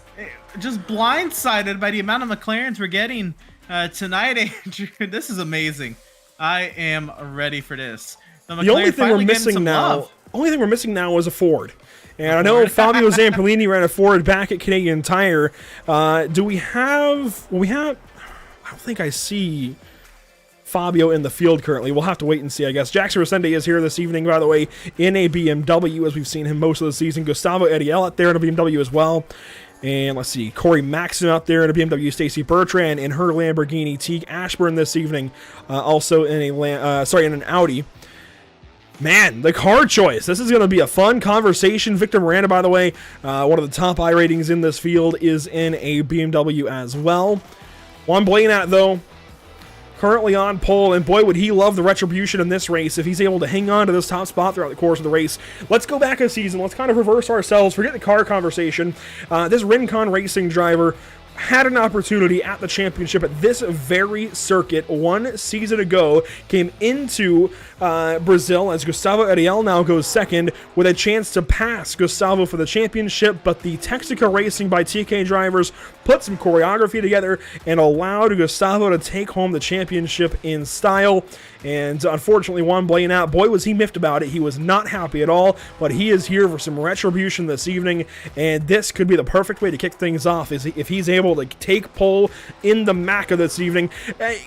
These drivers, they've talked a lot about the McLaren, actually, in this young season of GT3 racing with these new regulations, and it has always sounded like the McLaren, sure, it can go fast, but it is a deathly option. Tonight, it seems like it's one of the best options. Saavedra, fourth in a McLaren as well. Soriano in the 5th spot in a McLaren. This is really, really cool to see. Really refreshing. Fantastic. I mean, I recall some, select races, one driver running a McLaren. I don't know if I've ever seen multiple McLarens in a GT3 race. This is going to be a lot of fun. And not to this magnitude, that's for sure. Absolutely. Oh my goodness. Here is Gustavo Ariel wrapping up his qualifying attempt. By the way, weather in this race has definitely skyrocketed. The temperatures are a lot higher than the amateur race, as you can see them here on your screen. 85 degrees in the air, 105 on track, still partly cloudy. So not too many clouds to give these guys breaks of shade as Ricardo Rico wraps up his qualifying effort. And Victor Miranda will do the same here in a few moments. And really nobody else left on track with an opportunity. Here's Martin Crisp, though. Is he also in a McLaren? Yes, he is. I think that's 5. I think Chris was the first one we acknowledged. Yeah, you might be right, actually. Yeah, I think so. Regardless, multiple Ferraris. I'm gonna keep. It's the one car I'm so not used to seeing it that I just can't quite get it right. But the McLaren, a lot of McLarens in this field. We'll have to monitor that as the evening goes on. But here's a look at Victor Miranda coming into the pit lane to wrap up his qualifying effort. Ricardo Rico on track, but he's already run the extent of his laps. The only car I see, actually, there is not a single car on track for a timed lap currently. There are 4 cars in the pit lane that have not taken to the racetrack at all in qualifying, those being Joel Singleton, Sean Dickinson, John Zedlak, and Martin Gramigna. Just about 20 seconds left of this session, Emerson. Let's talk about the track a bit more. Of course, we've seen, when we talked about the Formula One moments here over the course of the years, what corners, I guess, stick out to you as corners that we've seen, I guess, impact those races? Well, of course, we can look at turn 12. Is that Glock, coming to the final corner that really shaped up the championship that year, that really changed things around. I believe that was Lewis and Felipe Massa that switched things around for Lewis's first title. Just so much. You think of turn 4, where we saw the Ferrari teammates Vettel and Charles Leclerc came together. This track just produces so many historical moments, and really that moment between Charles and Sebastian, you could argue maybe the start of the Ferrari downfall for Seb, and then Ferrari kind of went into a slump the next season. It's just wild what this track has given us in terms of Formula One. More recent years, at least while I've gotten more into the series, of course, Decido del Lago 2 years ago in 2021, a big move between Max and Lewis that I think heavily impacted the championship. You can have your opinions from there, really. But the Senna S also last season, in 2022, the same 2 drivers, Lewis and Max, came together there. And again, I think the jury is out. You can kind of decide how you feel about that. We've seen moments in the amateur race tonight in both of those corners, and I think we're going to see more of them. The Senna S at turns 1 and 2, and turn 4 at Decido del Lago, the left-hander. Very important corners here. Of course, turn 5 brings you kind of through that almost valley to Ferradura, if you will. 6 and 7 bring you back uphill into turn 8, the first of 2 back-to-back hairpins. Turn 9 is a bit more of a sweeper with some natural banking. Turn 10, definitely a hairpin through Bico de Pado. Then 11, 12, and 13 back up onto the front stretch. A lot of corners to talk about. How about all the cars to talk about this evening? On pole, it's Juan Blainat in a McLaren. Gustavo Ariel will start from second in a BMW. Starting third, it's Tim Matsky this evening in a Ferrari. First time we've seen that car choice for car 78. Marco Saavedra, also in a McLaren, will start from fourth. Starting fifth, it's Toby Soriano, who led practice, also in a McLaren. Victor Miranda will start from sixth. Starting 7th and 8th, it's Matthew Dench, the Australian, and how about Scott Reister, one of the underdogs in this top 10 for sure. To wrap up the top 10, though, it's going to be Giuliano Romagnolo, Stu himself, alongside of Ricardo Rico. We'll find Hunter McDaniel in the 11th position. Jackson Resende will start in 12th. 13th, we'll find Neil Bledsoe and Dalton Savadil, who will start in the 14th position. Fighting our way back to row number 8, it'll be Martin Crispin at 157. Nicholas Michel there in the 16th position. Row number 9, we'll find Mitchell Johnson there in the 17th position. And Blake Townsend will start 18th. 19th, we'll find Miguel Colon there in the inside of row 10. And Stephen McDonald there to start 20th. 21st, it's car 101, Christopher Hill. Bobby Flack starts from 22nd. Let's quick fire them from here. Diego Etta, Scott Kimbrough. Starting 25th, it's Rodrigo Lepre, then Justin Barrera, followed up by Lucas Souza and Ryan Amon. And to wrap up the top 30, it's Thomas Rayleigh and Brent Cook. 31st, it'll be David Schwartz and Pierre Thompson there in the 32nd position. 33rd, we'll find the 33 Corey Maxim. Love 46 will start in 34th. 35th will be Zach Duas and Robert Rodriguez Jr. there in the 36th position. 37th, we'll find Stacy Bertrand and Teague Ashburn in 38th. 39th, it'll be Sean Dickinson and John Sedlak. And to round out the final row of the field, Martin Gramigna and Joel Singleton. As aforementioned, the track is rather spicy. It's come down a little bit, down to 103-degree track temp, but it's still warm here in virtual Sao Paulo. The sun is beaten down, and we're ready for pro racing this evening. 50 minutes on the docket. As always, get ready, pull those belts tight one more time, and get ready for some spicy exhaust fumes from these McLarens. A big move. Gustavo Ariel gets right down in front of Tim Matzke as we race to turn number 1.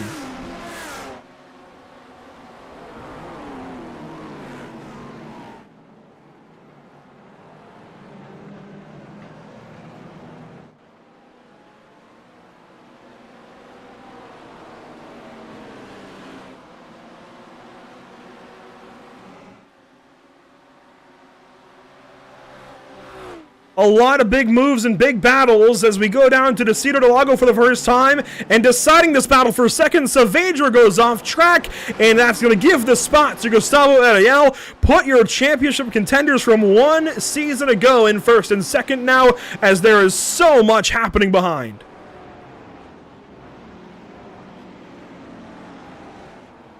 A clean start, though, as most of the field works their way now through this middle portion of the course. Everybody working their way relatively single file. A lot of double file in the middle and back of the pack. But we're seeing this lap unfold. Not really seeing anyone really fall off track here and setting up for what could be a great race then. I see another McLaren back there, Hunter McDaniel this evening. A lot of Macas in the field. That is good to see as the field works on through Youngsal for the first time. And, oh, there's a side-by-side there with Ricardo Rico and Matthew Dench, it looks like, as they work that out. They've got Jackson Resende and Giuliano Romagnolo close behind. 1 lap will go complete, and it's the McLaren of Juan Blanat well out front for the first lap of action for the pros. Boy, what a difference a season makes as 1 lap is finally complete. You see the rest of the field come on by. Some big defensive moves out of some drivers, and other drivers just trying to hang on.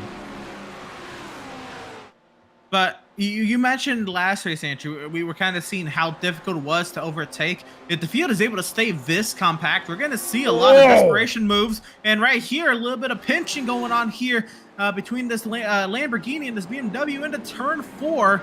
That's 51 of Ricardo Rico there. That's Rico and Dench, who last lap were ahead of Resende. Now Resende has gone on by, and here comes Stu to put himself in the fight. He goes on by Matthew Dench, the Australian, and Ricardo Rico in the Lamborghini is going to try and hang on as they finally get split up due Dench and Rico. Boy, that was an interesting first lap for them. And it's Hunter McDaniel actually in a BMW. It's his teammate further back. I'll have to get the name on him in a moment.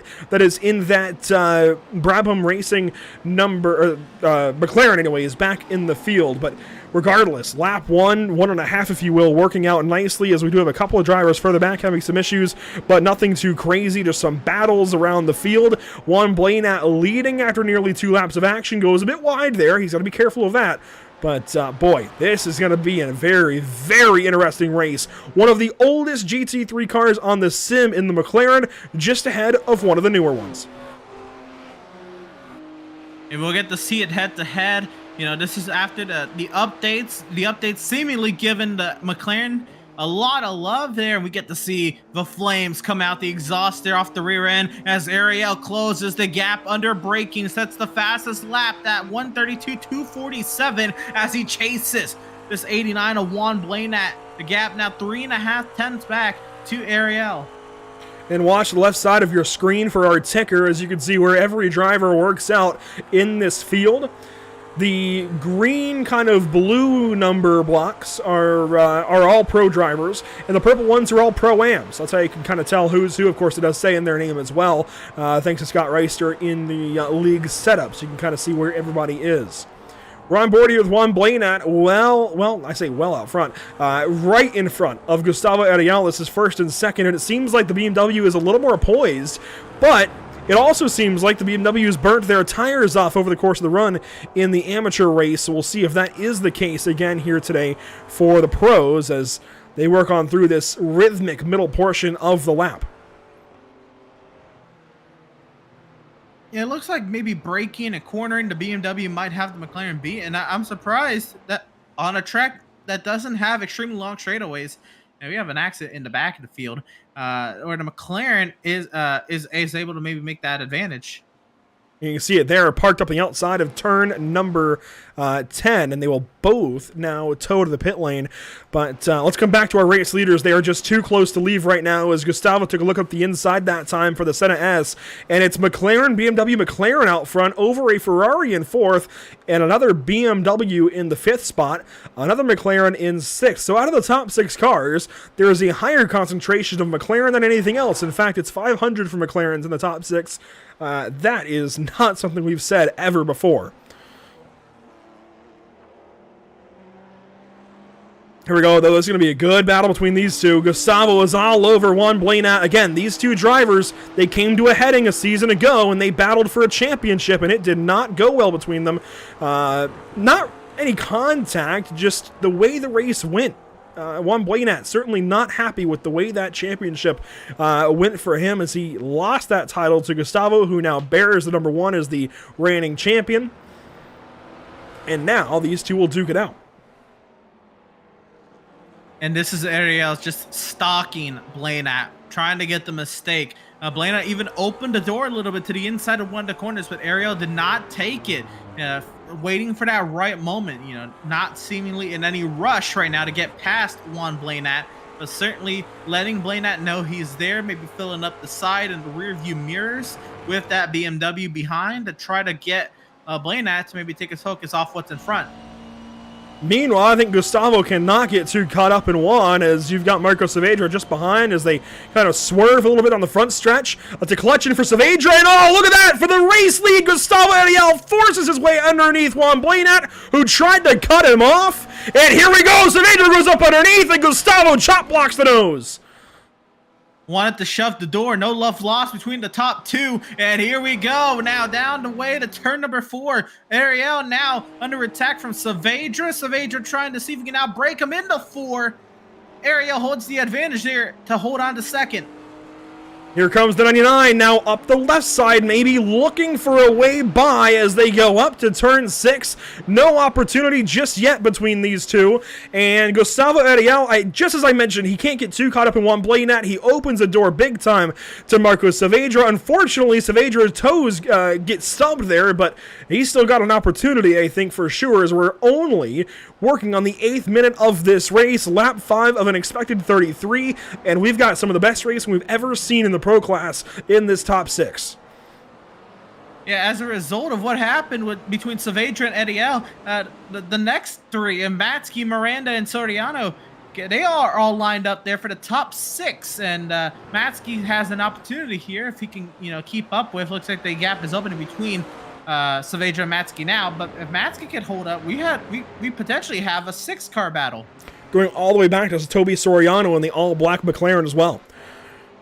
Up front, the white McLaren of Juan Blanat hangs on to the race lead for 1 lap longer. Gustavo sits in second, and there's a move from Soriano to the inside of Miranda. Miranda cuts him off and says, nope, that door is closed.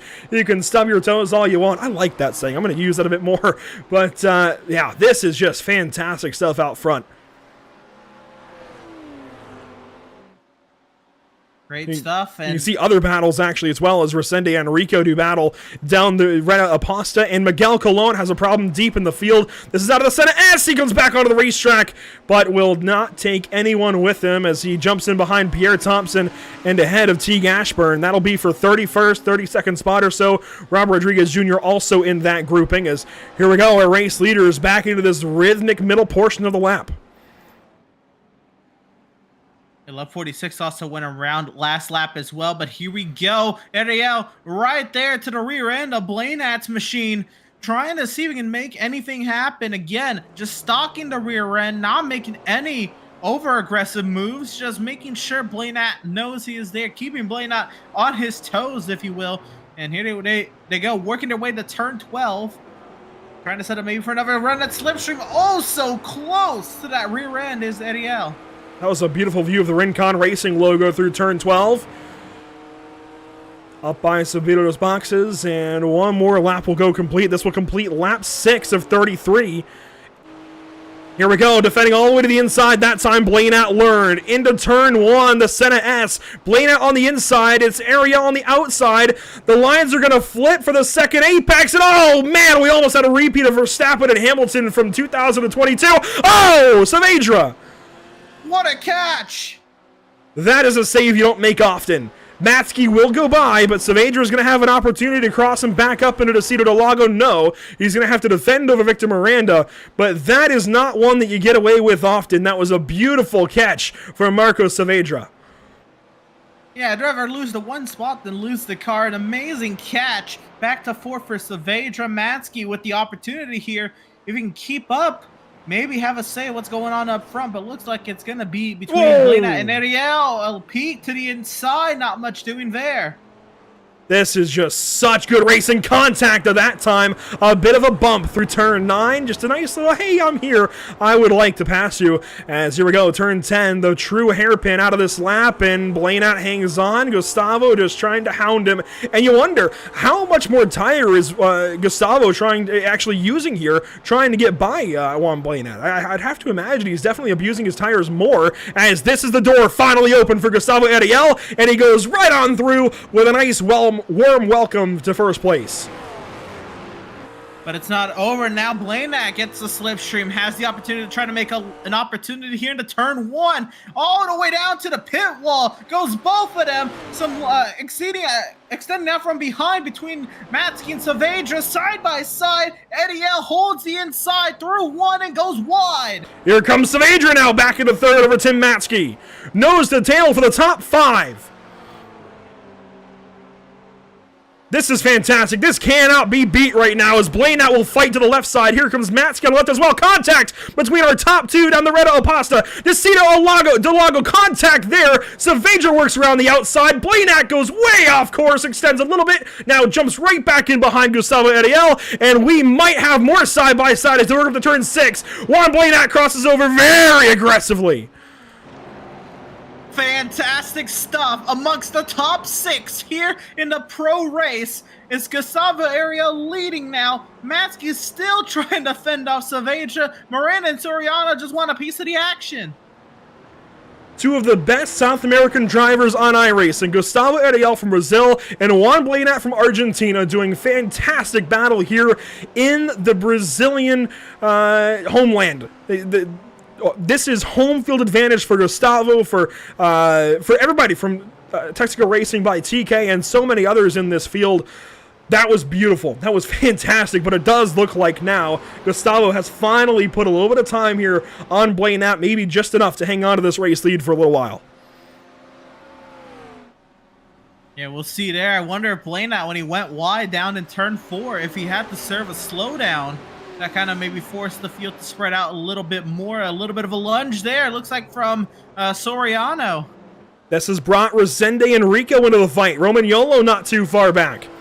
Now, while these guys do all of this battling throughout the entire field, we do want to mention that as has become normal in this North American Racing League Pro class, you can vote for your driver of the day. And right now you can see that graphic is empty, but you can vote on YouTube here shortly. The vote is not up yet. It'll go up around halfway. But what you can do now, while you can't vote just yet, is you can let us know who your nominations are out in the chat. We've seen some of the best racing we've ever seen in the North American Racing League to this point through just 15 or so minutes of action. So let us know, who are your nominations so far through 9 laps of action for driver of the day. We'll take that into consideration when we put up our poll. This is only for pro class racing.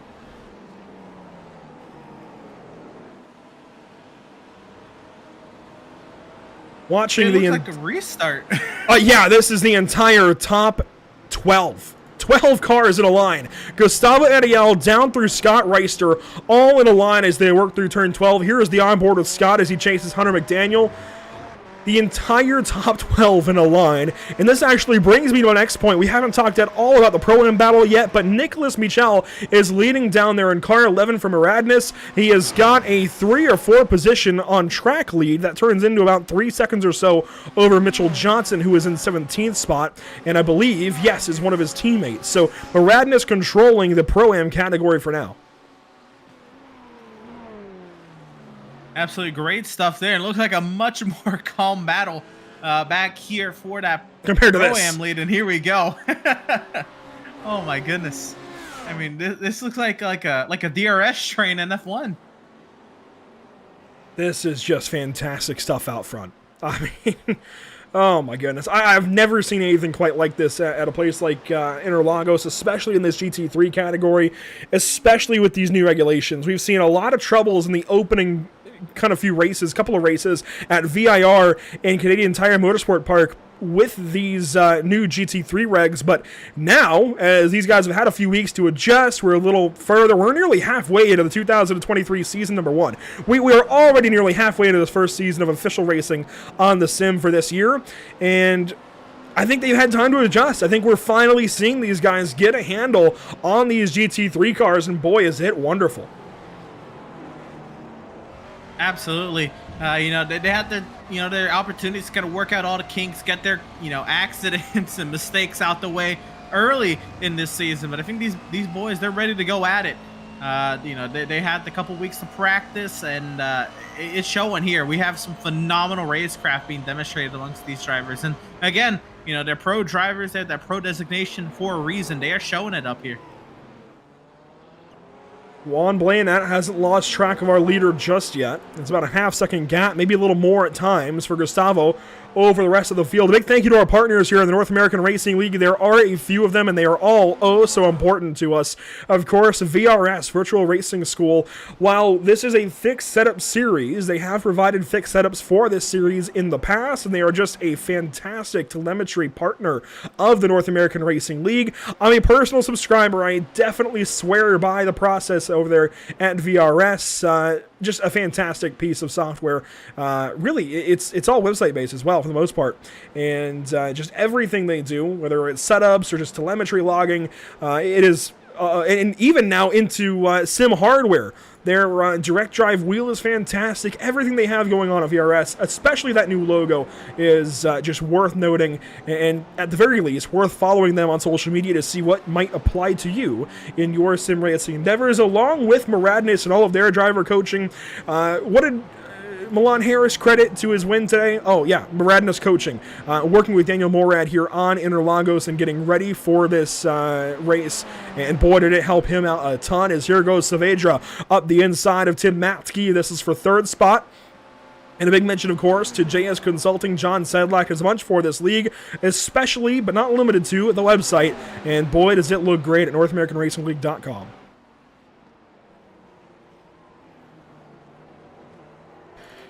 11 laps complete as we work now on minute, 18, I think. Oh my goodness. And finally, it's starting to calm down, Emerson. One of the best starts we've ever seen to a North American Racing League event, but now these guys are fully thinking about strategies. You've got 12 cars at a line. You cannot make a misstep. You cannot get out of line at this point, or it will be absolutely fatal to your race. Absolutely. And you're thinking here, if you've taken great care of your tires here and you're able to maybe conserve some wear, now it's going to be harder for a 50-minute race to do so as well. But if you feel you have not really pushed your tires, you could gamble with no tires on your pit stop, and then you could try to leapfrog some people, maybe try to hold some people off that do take tires. Or you got to figure out, if you're taking 2 tires, which tires to take that give you the best advantage to try to make some more spots up, or try to keep yourself ahead of some competition should you leapfrog some guys. And of course, everybody's most of these guys have fuel calculators, and they have this nailed down to a T each and every week. But the fuel calculation is going to be just as important. And if pace is up, we could absolutely gain a lap of racing. We could end up going that extra lap. We've seen that before. Was it VIR, where some drivers ran out of fuel because the pace was that quick?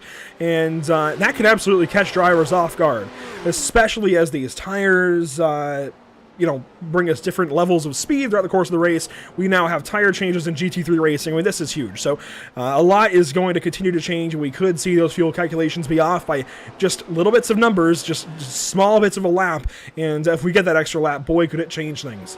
If you are watching this broadcast, well, you should be watching social media as well, and get your friends involved on social media as well. Go ahead and share some of our posts over on Facebook and Twitter and Instagram. We certainly would appreciate it, as would Emerson, who is currently pulling double duty. as one of the Brazilian drivers has just spun through the Cida do Lago. Jackson Resende goes for a loop. Dalton Zavadiel also having issues in the back in car 24. He goes around to the Senna S, but Emerson pulling double duty this evening. Emerson, thank you for doing so. It certainly is a big service to us all here with the North American Racing League and Pit Stop TV. Is Trey Patton checks in over on the YouTube chat. Aaron Beaver's out there. Daniel Morad. Justin T still out there. Zeke. I see Slow B1. Brent Kincott. So many of you guys watching. We certainly do appreciate it. Share the stream. Get some of your other friends in here. Get the conversation rolling as we're going to go back and get a replay of what just happened to Jackson Resende on turn 4.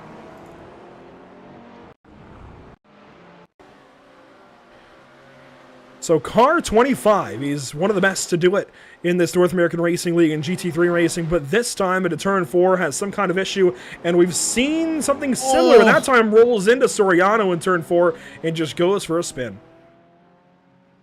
At the same time that was happening, Andrew, Zavadil had a massive impact of a couple other machines as well back in the Senna S. Interesting that cars 24 and 25 simultaneously had issues there. As Resende is in the 25 car, here's Zavadil in car 24. As we'll watch this issue into turn 1. There was a car around in front of him. I think it's Christopher Hill right here. Yeah. Inside there of one of the Radness Ferraris, they both go for a spin, and Zavadil tries to miss it, and he comes across the racetrack and gets that Audi. Oh, man.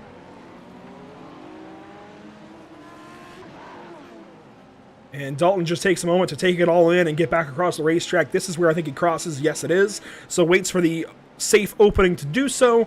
A beautiful rejoin there from Dalton Zavadil. Yeah, that was a great job done for Dalton not to panic there on the racing surface still after that incident. But massive, massive impacts. He's pulled it into the pit lane as well. That might be day done. It was a hard hit there.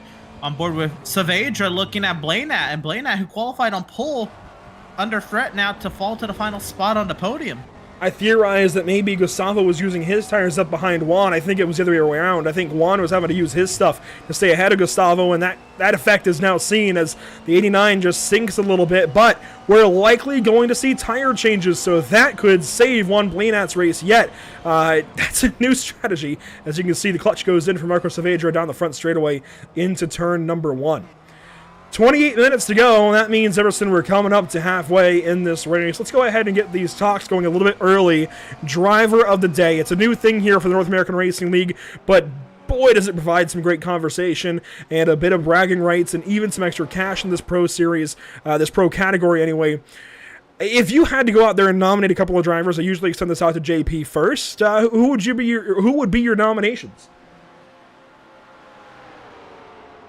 Well, I think a lot of these drivers have done a great job today. I think I have to give it to the guy though who made an amazing save to keep himself in this race in Marcus Saavedra there in that 3rd position.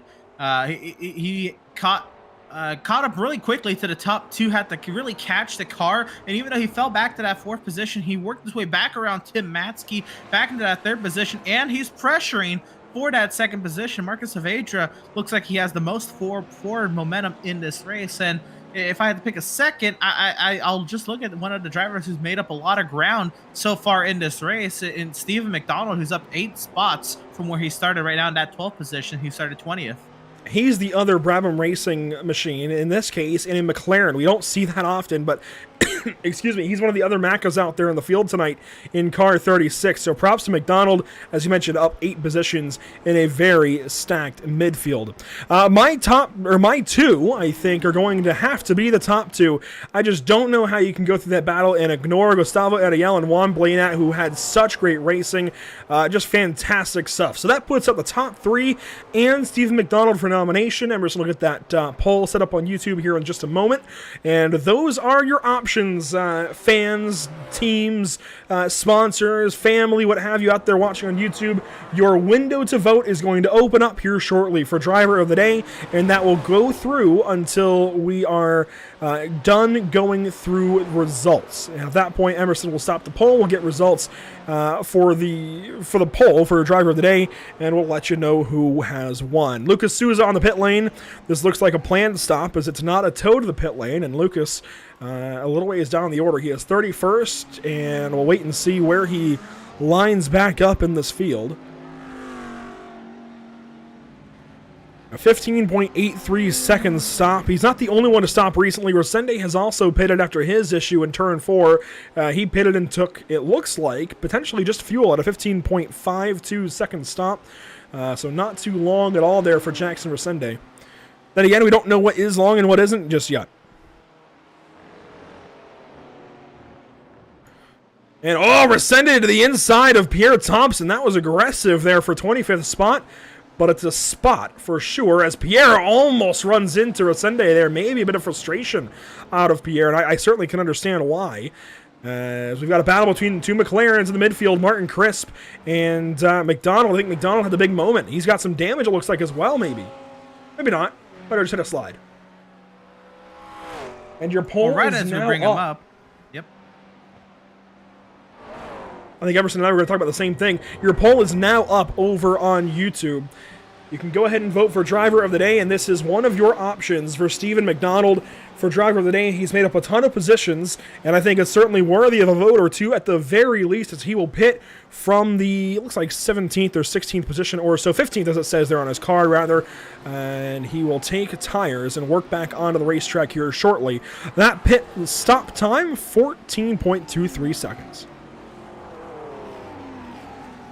Looked like a little longer than what we were seeing in the amateur race, but again, they're taking a little bit more fuel, so that seems understandable. Gustavo Ariel still holding that top spot, and Saavedra, he lost a little time there to Juan Blanat. I'm sorry, that's to Soriano on Saavedra, actually. Yeah, here we go for the 3rd position. And Soriano goes on by. I wonder if Saavedra is battling with a slowdown potentially, or if the tires have just dropped off. And now Soriano bobbles up out of turn 12. And here comes Saavedra trying to put pressure back on. A battle for 3rd, side by side. Oh, they don't slam each other. Wow. That's the kind of contact that can bend a toe link. And thankfully, it looks like both cars get away scot-free. Absolutely, some great stuff then to continue racing on like that. Saavedra back on through for 3rd, and it's Miranda there in 5th. Now he wants a piece of the action. All this going on to 3 seconds back of Gustavo Ariel. Juan Blanat still within about 5 to 7 tenths of the race leader. Here's Victor Miranda on Toby Soriano.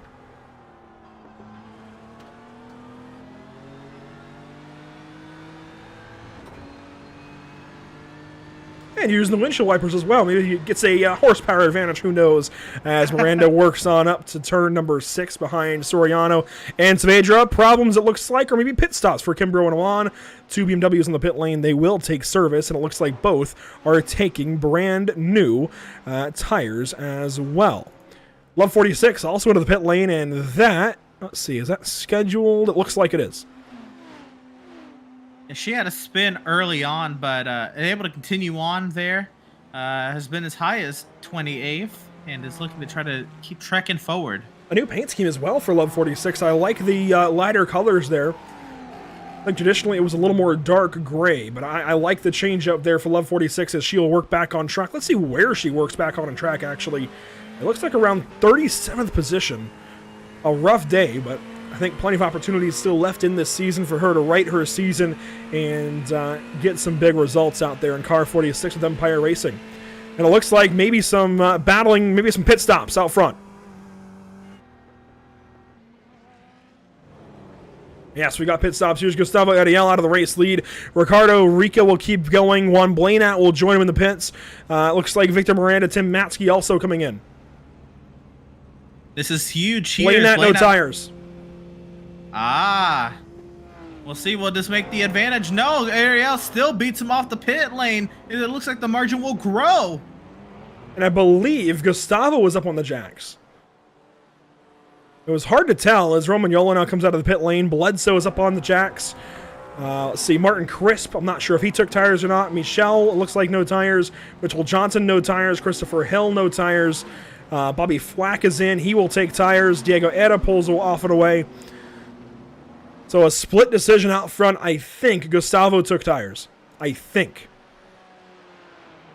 I believe so. He was the one up in the air, not Juan Blanat. But at that, Blanat was not able to get the advantage to jump Ariel. And Area again gains time on Wembley, and that, so unless the tires are cold and Area has to take a chance to break them in, this is going to be huge that Area opened up his advantage.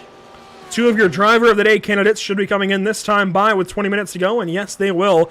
Marcos Saavedra and Toby Soriano both, as they will work into the pit lane. Both very quick approaches, getting the most they can out of pit lane. Saavedra into his box right about now, and Soriano will follow. Oh, Saavedra had to back up. Neither of them going to take tires in the McLarens. Very interesting. No tires for Matthew Dench, tires for Scott Reister, tires for Ricardo Rico, no tires for Hunter McDaniel. Saavedra briefly got out of his car and gets back in, and he will now pull away well behind Toby Soriano. That is big. That's huge for somebody who's battling for that second position. He's now going to find his way a little bit further down to top 5. He can hold on there, and there's Soriano out in front. There's the battle for that 4th position between Victor Miranda and Marcus Saavedra. Saavedra pulls back ahead, but Victor Miranda's going to have an opportunity. Side by side, they will go, and it looks like Miranda's going to have that spot. Maybe not. Here comes Saavedra back on the inside through turn 7, up the hill to turn 8. The BMW on the outside, that is Victor Miranda. The McLaren on the inside of Saavedra, he takes the spot away officially. Wow. In the dart there from Saavedra to shut the door. It's not over. Here we go in the hairpin. Uh-oh. Miranda down to the inside of the hairpin at turn 10, takes a spot back away, still side by side, and Saavedra says, no, this is not over yet. We're going to battle to turn 12, it looks like, side by side. The final braking zone of the lap. Saavedra back up the inside, pushes him out a little bit. They both go off track, and there they go, losing a ton of spots. Miranda way out to the outside wall, just gets it woed down in time. And how about Ricardo Rico up to 4th? He brings Matthew Dench and Tim Matzke. Matzke suffering a little bit after the start of the race. He took a longer stop, and now it's 3 wide down the front straightaway into turn 1. Rico will take the spot back. Dench right behind. This is 4th, 5th, and 6th.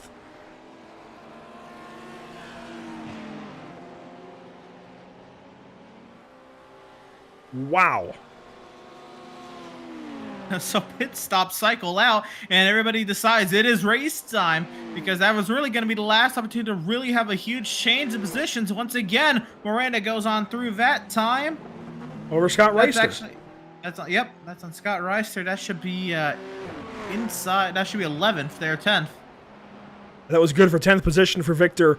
A couple of big moves out of Curva de Sol, rather. And it caught my eye well in the back of these guys, and just it looked a little hairy for a moment, but thankfully it gets sorted out as Scott will give that spot up without issue. Well, with the pros having their fun, let's recap the Pro-Am category, because we do now have a battle. Nicholas Michel and David Schwartz are very close, both from Maradness in this category. Michel in 15th, Schwartz in 16th. The next Pro-Am driver is Christopher Hill, down in 18th spot, followed up by Diego Etta in 19th. And Mitchell Johnson looks like having some issues, is now in 20th behind Diego.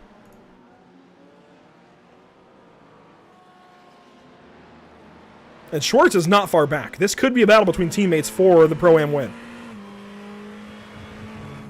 It could be. This is shaping up. This is under 1 second now. We've seen the pros. Again, you said they've been all over each other all day today. The Pro-Am, there's still plenty of time for this to get spicy. At the moment, it looks like coming off turn 12, it looks like the advantage goes to Michel, but Schwartz might have that advantage to the cornering. We'll see here if he's able to close up from 8/10. Schwartz making up hundredths of a second or so into turn 1 through the center S, and gives a couple back, gains a couple back, gives a lot more back for a moment. It's all over the place. We'll just wait and see what it's like on the straightaway. And it looks like it's going to hold about steady. So really no gains or losses between these two. We'll have to monitor this over the course of the race. Up front, though, or at least further ahead anyways, Matthew Dench over Tim Matzke has not calmed down at all. This is still a battle for 5th position. Now Marcus Saavedra just behind, as well as Hunter McDaniel. Giuliano Romagnolo just holding in the top 10 for now, right behind these guys in 9th. Yeah, and these guys, I'm sure, everyone's taking notes of all the times they've been cut off or, maybe blocked towards the grass or towards a wall. I'm sure these guys, they're not going to forget anything. 50-minute race, it really isn't that long. Really in the sprint race field, the one stop, these drivers will continue to turn up the aggression and will continue to race each other with more and more as the time winds down. We're coming up to 15 minutes remaining. Let's quickly check in on, well, we're going to wait for this actually, as Matsky went to the left, now goes to the right into turn 1. He has the nose into the Senna S, but has to give that spot back up for 5th. You know what, we're not going to leave this battle because this is fun stuff, although Matsky may now wait a little bit, as we've got 15 minutes to go in this 50-minute race. We're on lap 23 of 33. So while these guys calm down for a moment, let's talk about our current driver of the day leading candidate, and it's no surprise that it is race leader currently, Gustavo Ariel. Now, this is not final yet. You still have until the end of us going through results at the end of the race to put in your votes, so you can wait all the way until the results screen to sway this vote potentially with your opinion in the YouTube poll. We've got 24 votes. There's a lot more than 24 of you guys watching, so get out there in the YouTube chat and vote. There is the poll. It should be at the top of the chat window, and you can let us know. You've got Gustavo Ariel, Juan Blainat, Marco Saavedra, and Stephen McDonald that you can vote for. And currently, Gustavo leads at a 62%, at 62% rather, over Juan Blainat's 21%. So it's a difference of 41% of the vote. That is staggering.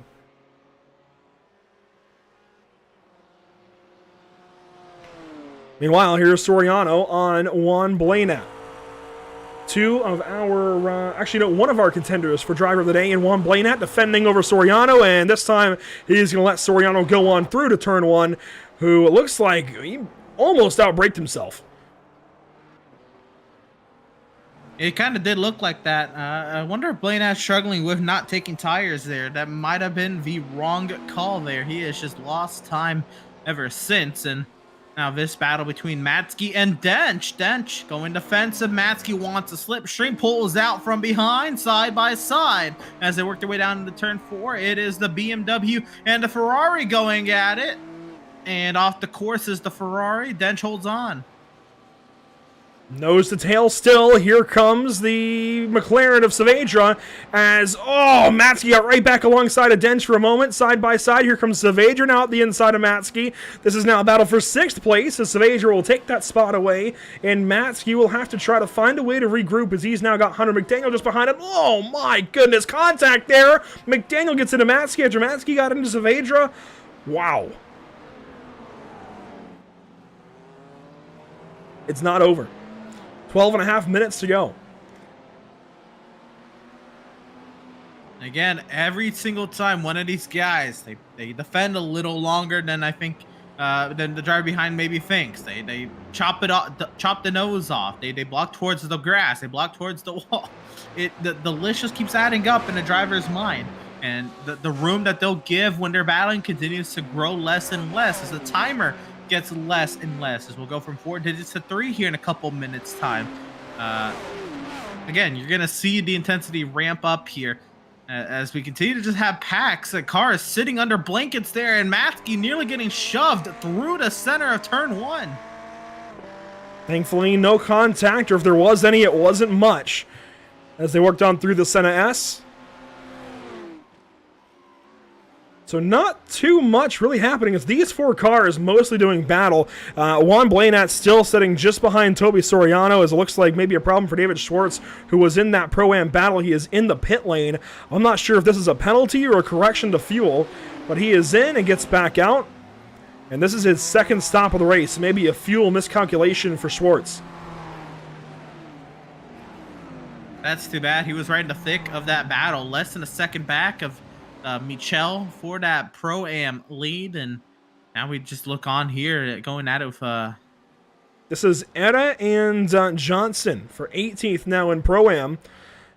Well, 18th overall, but this is actually, I think, for 4th in Pro-Am, 3rd and 4th positions, as Michelle leads, Hill is now 2nd, Era is now 3rd, which puts Mitchell Johnson in the 4th position. So yeah, that's the battle for 3rd spot, the bottom end of the podium in their class, so this battle suddenly has a lot more meaning if they're aware of it, as Saavedra and Matsky swap spots, and here we go, once again. Up the hill they go to slipstream now to fan out. 2 wide, nearly 3. We were looking there. Here, Matsky comes up to cover it off. Stu up the inside. Oh, and contact is made with McDaniel. And Rowan Yolo unfortunately gets turned around in the Senna S, and he will drop a few spots to 11th spot. Oh, man. Not Stu. Let's go back and get a replay here. A little bit of contact in turn 1 between Romagnolo and McDaniel, and it all starts with this battle between Matsky and Saavedra. This is down to turn 1, the Senna S. I'm sure he was looking at that. They were all on top of one another with eyes wide open, thought he could take advantage of it. And I think McDaniel just got loose, and that just kicked that car sideways, and it was just the slightest bit of contact, unfortunately, that sends him around. That was tough there. We couldn't see if there was contact or when did the contact happen there, but it did appear that way. Nonetheless, McDaniel and Romagnolo coming together there in turn 1. I don't know if McDaniel even expected that, to be honest. But they race on. We've seen a few BMWs, I think, using the brake bias to turn their cars. A few of them have backed it around in turn 4. Resende was one of them. I think maybe that rear bias is coming to bite them a little bit, just getting the rear end a little free on entry. And I think maybe that time McDaniel's car unloaded and just kind of pulled around on him. But this is 2nd, 3rd, and 4th. Soriano and Blaney and McLaren. Saavedra's got a problem. He is into pit, and he's done. He has just pulled over and towed. Was there something coming up to that moment between Saavedra and Matsky potentially?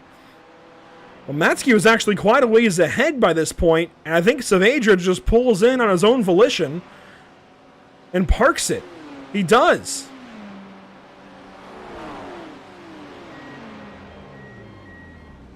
What has just happened here? The things in my head come to be either a fuel miscalculation or maybe an incident point penalty. Yeah, there you go. Incident point penalty, I think.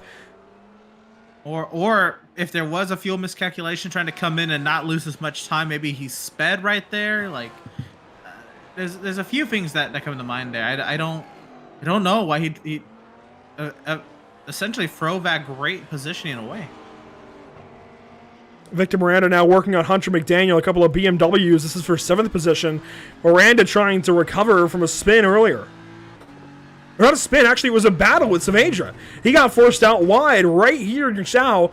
I know I'm butchering that name, but I'm trying to get it close anyway. Is out of turn 12. A little bit of contact, and for Victor Miranda nearly walked it out to the guardrail. It was a beautiful, beautiful catch not to hit that Armco barrier and to keep on going. Absolutely, and trying to recover what he can. Scott Rice there just behind up to 9th. And McDaniel holding station there in 7th. They've lost touch with Matsky and Denge. Those two have driven off. But McDaniel trying to see if he can get maybe 7th out of this. But Miranda doesn't want to let that one happen easy. You know, Emerson, we've said it before, we'll say it again. Attrition reigns supreme in these races. 50 minutes of racing. It's not a sprint. It's not an endurance race. It's just right in the middle somewhere. And you've got to make sure you're around for every single lap or, well, frankly, obviously you won't have a good result. But the drivers that are able to get through a 50-minute race without making mistakes, they're going to have a good result, period. It's just how it works out. If you can run 50 minutes of racing in the North American Racing League and not spin, not crash, not have a penalty, not only will you almost certainly finish on the lead lap, but you will almost definitely finish inside the top 20. Yeah, absolutely. It's about being mistake-free. And you're right. I feel 50 minutes is a sprint race, but when you're in the car for 50 minutes, it feels longer. I know I just did a road race on Tuesday. It was only an hour and 9 minutes, but it felt like that went on for 2 or 3 hours. Just because the way these guys are battling, you are working overtime. You are really wrestling these cars around, and depending on your sim setup and how much force feedback you have in the wheel, you are really wrestling these cars. These virtual cars, for what they were, it takes a lot out of you. 50 minutes of constant battling can be as tiring as just somebody driving steady for 3 hours. It really is a workout, and it takes a lot out of these drivers. It takes a lot of focus. It can be hard to do when you have to tire yourself out for so long. Speaking of a tiring battle here in the Pro-Am category, Diego Etta in 3rd, Mitchell Johnson in 4th in class, 17th and 18th on track. Just ahead of Sean Dickinson, a pro driver. Further back, Kimbrough and Barrera also battle in class. And how about Lucas Souza and Rodrigo Lapri? Side by side, they'll go down the front stretch. And who's going to win this battle? I think it's going to be Rodrigo on the outside to turn 1. The Duck Hawk Racing, number 182, I think is going to have the spot, maybe. No, the Aerokinetics Audi will power back around. Lucas Souza takes that spot back away for 22nd overall. And he's going to have a healthy gap working down the Retta Opasta, the back straightaway, if you will, here at Interlagos. How about Blake Townend? Brent Cook, a battle for 32nd, just checking in throughout the field, seeing who's still out there. Rob Rodriguez Jr. in 34th, Zach Deas in 35th. And they are the final cars on the lead lap. This could be a battle we watch at the very end of this show, at the very end of the final lap. They could be drag racing to the start-finish line here soon. Meanwhile, Ricardo Rico is going to try, I think, on this lap to have a drag race with Juan Blanett. That's for 3rd. Here we go. And this drive for Ricardo Rico, it really didn't catch my eye early because he was only 7th when we were talking about driver of the day earlier. But my goodness, if he can complete this to the podium from 10th to 3rd through some stacked competition, there's no doubt about it. This would be absolutely insane. He's sizing up Blanett. He has the run. Does he have the opportunity to send it? Not going to give him the chance on the inside. To the outside. He goes around the outside in that Lamborghini. Can he make it stick on the way to turn 6? Oh, Marshall Mathers would have been proud of that attempt. Around the outside. Just didn't quite work out. That was good. And I know you appreciate that one, Emerson. 3.5 minutes to go here for 3rd position. Still side by side and around the outside again, Ricardo Rico looked. Blanett playing beautiful defense right here in the car with older tires, I'd imagine, who's kind of been struggling, who had to really fight it out most of this race. Rico has been able to pick these spots off one by one. Here he goes once again. He'll have the slipstream. He'll have a chance to go to the outside as well here down into turn 1. Blanett just doing everything he can to hold on to that final podium spot. Down the front stretch once more. It is 2 laps to go, it looks like, for these drivers. Maybe 3. Lap 31 of 33. So 3 laps to go between these guys. A Lamborghini trying to put pressure on a McLaren. Dalton Zavadil problems in the back. He has spun around. This, it looks like it's at a turn number 8, and he drops outside of the top 30 now as drivers go on by. There's the RD Simsport number 5 of Blake Townend trying to get by, but here's Juan Blanett and Ricardo Rico into the Cedar del Lago. There goes the Lamborghini. No! No, and an amazing driver, Ricardo Rico, now facing the inside tire barrier. Throw that baby in the reverse. Get that bad boy going. Oh, no. Is he even going to be able to stay in the top 10? There goes Romagnolo, and now there goes Resende for 10th. Oh, my goodness. And Ricardo Rico has just gone from battling for 3rd to 11th position. He just lost nearly 20 full seconds in that one spin alone, as Ryan Amon now has a problem in the back. But,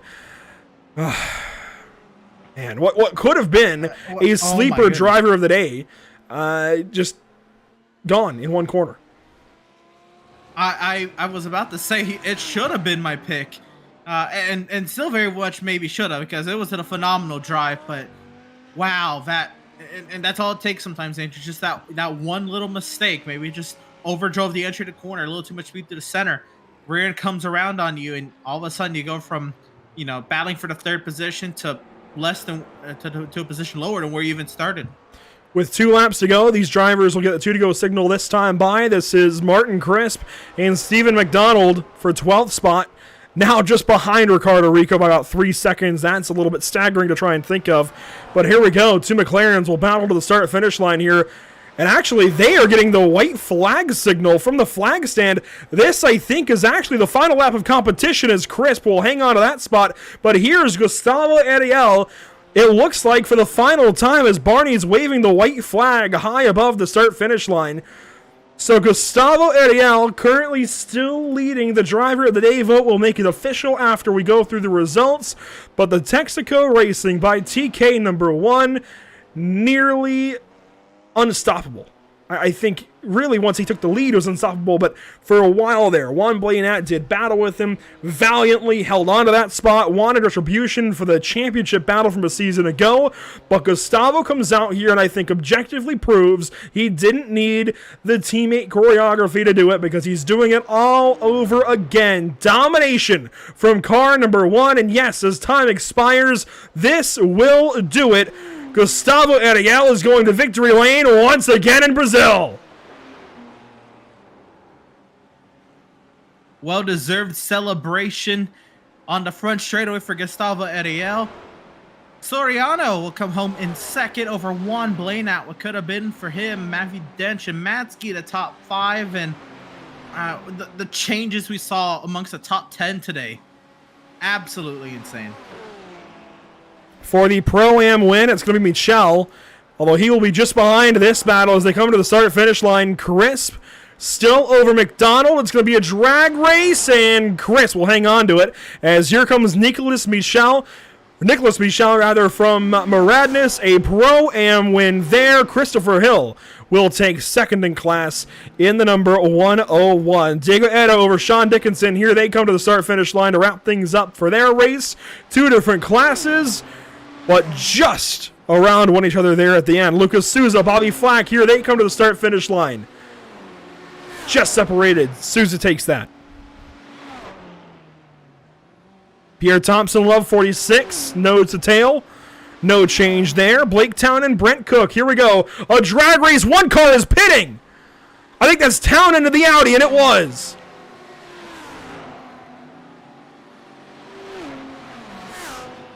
Maybe a penalty there to serve for Townend, and he's going to be dropped to 35th.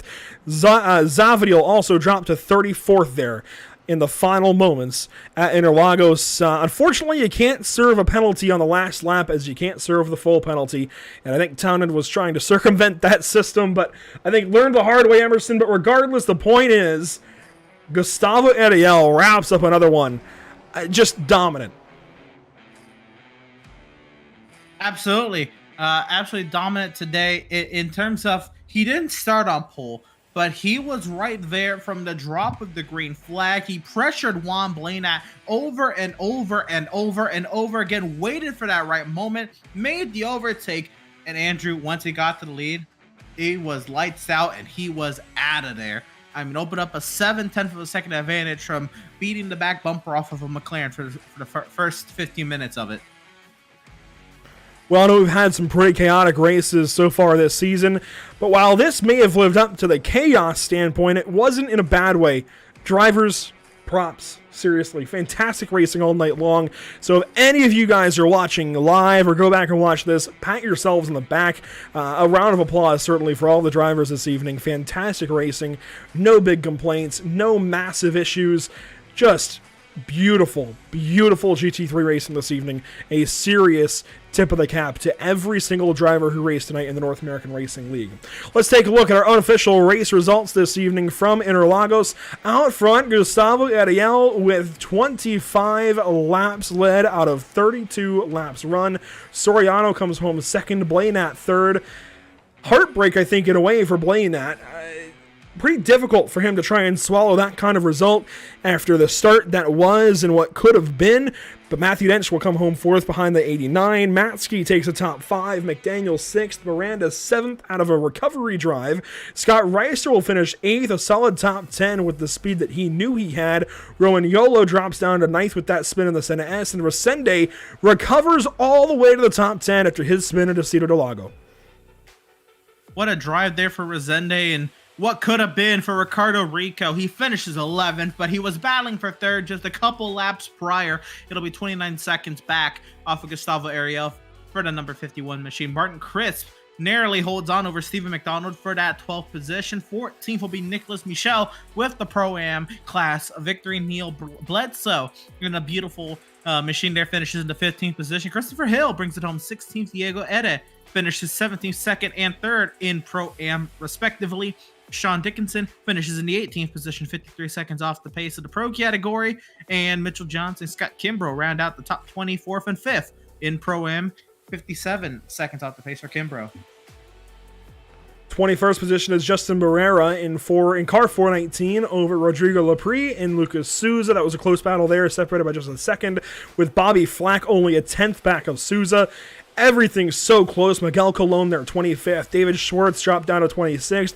Corey Maxim there in 27th. Pierre Thompson hangs on to 28th and Love 46. Mired towards the back end of the field in 29th spot. Brent Cook takes home a top 30. 31st will be Rob Rodriguez Jr. in the Pro-Am category. Zach Dewis there in the 32nd. Ryan Amon there in 33rd. Dalton Zavidio had a very difficult day. He'll finish 34th. Blake Townend will finish in that 35th position. The first car one lap down there, 36. Joel Singleton. Martin Gramigna finishes 37th. Stacy Vertran, 38th place, one lap off the pace. Marcus Saavedra calls it quits in the late going there, finishes 39th, 6 laps off the pace after a great run early. And Teague Ashburn finishes in that 40th position. 41st, 42nd, Israeli and Sedlak. Sedlak, I believe, out very early on lap number 6. Very unfortunate there for John. Up front, it was all Gustavo Ariel. And once again, drivers, if you're out there, unfortunately, we can't field Portuguese or Spanish interviews this evening. But if you're able to speak English or even just hear our English questions, by all means, jump on in. We'll talk to you and give you the light of day, as it is all car 1 for Texaco Racing by TK out front. And we will bring in race winner this evening from Brazil, Gustavo, with another mega win. Gustavo, how was that battle early with Juan? Yeah, it was very, very fun. First of all, big thank you to all the North American guys. It's a pleasure to drive here. So I did a very good lap on quali. Don't expect to do the pole position, but it's like a little understeer on the last corner, so it cost the pole position, the prize money on the quali. But for the race, I think BMW it's a better car to drive on these conditions, and I managed my tires very, very well. And the battle with Juan was pretty safe. It was pretty good. It's very fair, so it's a pleasure to drive with guys like him. And after that, I did a very good pit stop. I think he had to reverse on the pit, so I opened some seconds, and I managed to keep my number 1 car on the victory lane today. So it's a great pleasure, and I want to say a big thank you to all the team, the Texaco Racing by Tony Kanam, and the Texaco Lubrificantes, HB Brasil, Logitech e B8 Seguros. And Gustavo, you take home another race win. This now makes it, I believe, 2 in a row, or at least 2 on the season, something like that. And it's going to extend your points lead big time. We're halfway through the season. How comfortable are you? Yeah, I'm very comfortable. Of course, every point here on this championship is important. So because the point's very close to each position. So yeah, looking forward to do another top 5 on the next race, and keeping doing like that all the way to the championship. So I think I had only 1 victory, and don't remember each round, but yeah, let's do some top 5s, and maybe we can end the season with some victories. Let's see some tracks, some good car choices, and let's try to win the championship again. And how about car choice? You mentioned that you felt like the BMW was good in race conditions as the tires burnt off, but we saw a McLaren Renaissance, 5 or 6 of them out there in the field. Is that a viable option as this season goes on, as we go to places like Suzuka next week and even Brands Hatch and some others? Yeah, I think in this season, if you see compared to last season, the balance of performance is more close to each car. So I think the biggest difference we can see it's on the race pace. I think on the qualifying it's very close, the lap times from all of the cars, even the Ford.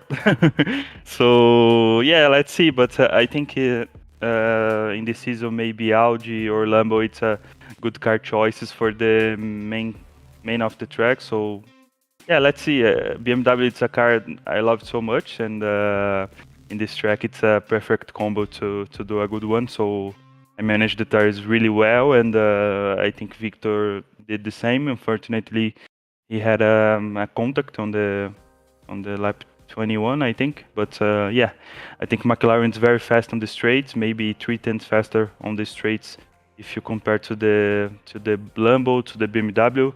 But on the corners, it's very tricky to maintain the car on the road. So that's my advantage today, and let's try to do another good choice on the next round. There you go. Beautiful insight. Thank you so much, Gustavo. Congratulations on a big-time statement race win, and look forward to seeing you next week at Japan. Thank you, and see you soon, guys. Bye-bye.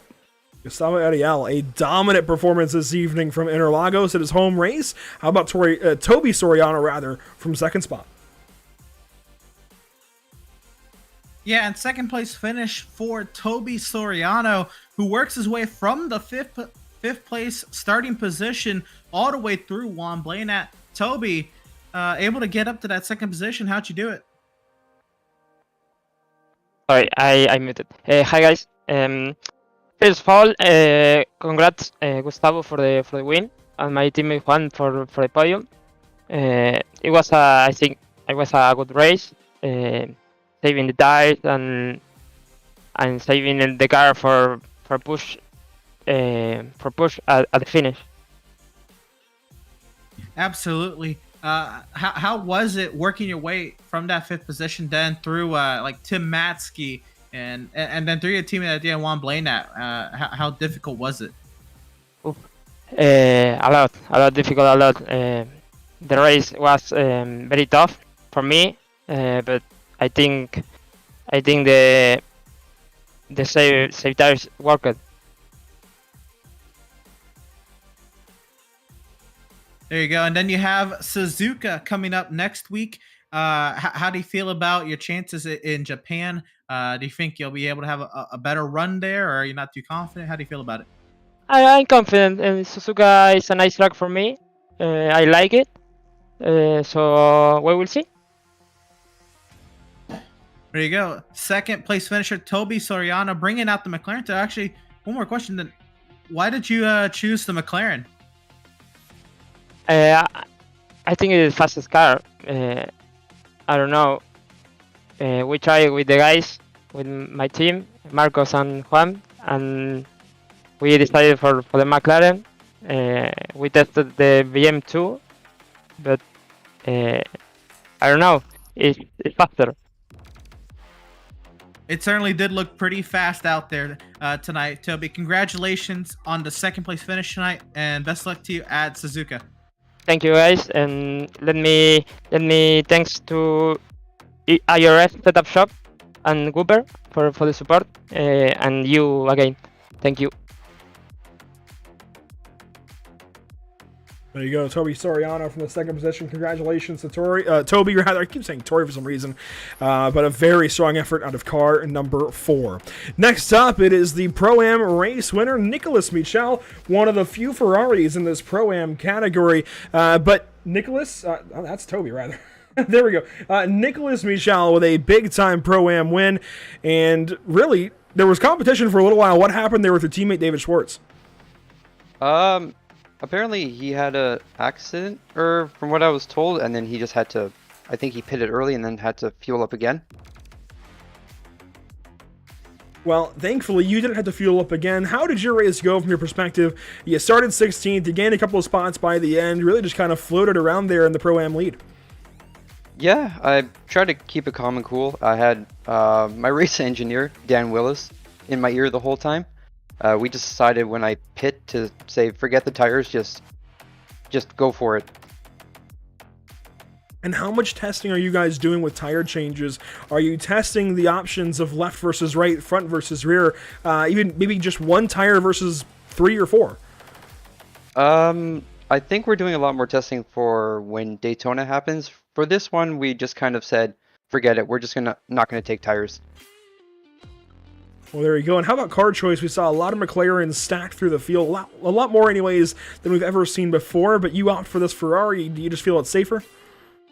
Yeah, I tested the Audi and I just felt, then I switched to the Ferrari. I felt like it was just more stable in the corners, in the tight corners, and that I could control it for a longer stint without trying to wrestle it until the tires were starting to die off near the end, and then I was starting to wrestle with it. Well, there you go. Flagship driver this evening for Moradness in the Pro-Am category. Love the purple liveries you guys have this season. Congratulations. Hopefully we're talking to you next week in Japan. Yeah, I just gotta get with Stu and Dan, and they coach us the whole way through, and hopefully we can get another podium. Well, clearly it's working out for you. Nicholas Michel takes a race win in Pro-Am this evening. Not so narrowly at all, by a few seconds over Christopher Hill, who is now alongside of Emerson Arden. Yeah, second place finisher Christopher Hill in the BMW. Chris, you were able to gain up to 16th position overall today. How difficult was your race there in the midfield? It was definitely adventurous early on. Had a good battle there with a couple guys, and we had a little moment in turn one there, a couple laps before the pit stop, which was unfortunate. But just good hard racing kind of a thing. And then I think it all kind of worked out in the long run. I mean, I wasn't expecting to be on the podium, much less finish where we did. So I'm definitely happy from that standpoint. Well, I think part of that, and you mentioned it, the pit stop. What did you do at that pit stop? We heard a lot of talk about, no tires or 2 tires. What were you feeling by the time it came around to pit stops, and what did you eventually decide on? Well, I mean, I decided to go with basically right side tires. I figured, I didn't want to completely unbalance the car by going a bunch, fronts or rears, and I didn't think I had time to get all 4 in there. So I was like, well, let's gamble and just throw a couple rights on and see if that helps, especially since like the most important corner comes onto the straight there. Being a left-hander, I figured it's worth a shot, and it did seem like I had a little bit of a pace advantage towards the end there over a couple guys, or at least a guy who won in front there, but it just ran out of time and kind of a thing. So, it all worked out in the long run. I was, pretty happy with how everything went on that, That was going to kind of lead me into my next question then. What more could you have done maybe to then catch Nicholas? Maybe what could have been an earlier pit stop, or was there something to happen on track? What more could you have done? I don't think there's much more. I mean, I actually feel very happy with, maximizing my race for everything that occurred. I think had we not had the little contact in one, I looked at that lap, lost a couple seconds. That would have been, time-wise, would have been enough to have been, with the leader in class. But all in all, I think we kind of optimized what, for my capability and skill level where I'm at, I think we optimized what we could for the day, and pretty happy with the result. Definitely want to thank my team, Team Watson Racing. Those guys have been supporting me a bunch over the last year or so, and they got a great setup shop that definitely got to put a shout out for them, and mention I'm a full-time professional driving instructor, so anybody looking for a tune-up in the real world, more so than the sim. I also do the sim, but you can look us up at Precision Racing Instruction, and we're both on Facebook and Instagram and all that kind of stuff. So, well, there you go, and it's great to hear the positive outlook on the race tonight, Christopher. Congratulations on the second place finish in class. Best luck to you next week at Suzuka. Thank you so much. Have a good one. There you go, Christopher Hill this evening from the second spot in Pro-Am. Let's take a look at our upcoming races here for the series. Next week, Suzuka Circuit on January the 12th. And I do have to mention, this is kind of a weird thing for me to mention each time I have mentioned it, but the schedule, at least in January, is to be determined, kind of. It is up in the air, subject to change, I think is the better way to put it. There is a chance that one of these races may have to be moved. My baby is due in the next month. I feel weird talking about myself in that way, but yeah, so I just want to make sure everybody is aware, drivers, whatever, a race may be moved, so do be aware that one of these races could end up on the week of Daytona here. I think Spa might already be. Emerson, do you have a solid date for that race? Yeah, I believe so. I believe Spa is Daytona week. Yeah, I think so. Yeah, that makes sense. Yeah. Yeah, so, you know, it could even be moved off of Daytona week to where it opens that up for teams and drivers. That's why we have kind of a floating off week in here of January 26th. That was just the closest to the due date. The due date is January 28th. So just making sure everybody is aware of that situation. I really have no clue even what's going to happen. It's just a waiting game, as it is with this kind of thing. So just so everybody's aware, hopefully nobody is too inconvenienced or upset by that. I certainly would understand if that is the case, but to make sure we have a broadcast in the same capacity, that measure was taken with Scott Reister, and so much thanks to Scott. He is so easy. One of the best league owners, if not the best league owner I've ever dealt with here on the iRacing.com sim. A fantastic guy, and just stand up in every single way. I think the core of Pit Stop TV now is the North American Racing League, and we wouldn't be here in this capacity without Scott Reister and NARL. So Scott and everybody at the North American Racing League, thank you so much for being easy to work with, and yeah, just want to make sure everybody knows there's that kind of floating off week that could move around. Right now, January 26th is off, but one of these races could be pushed back, whether it's Japan and Spa both pushed back, or Japan moved back into round 6. I'm not sure yet. I think more than likely we would just push everything back a week whenever things have to be moved, if at all. So just making sure everybody is aware that's the situation, and hopefully no schedule change needs to be made, but we will see, and we'll let you know if something does move.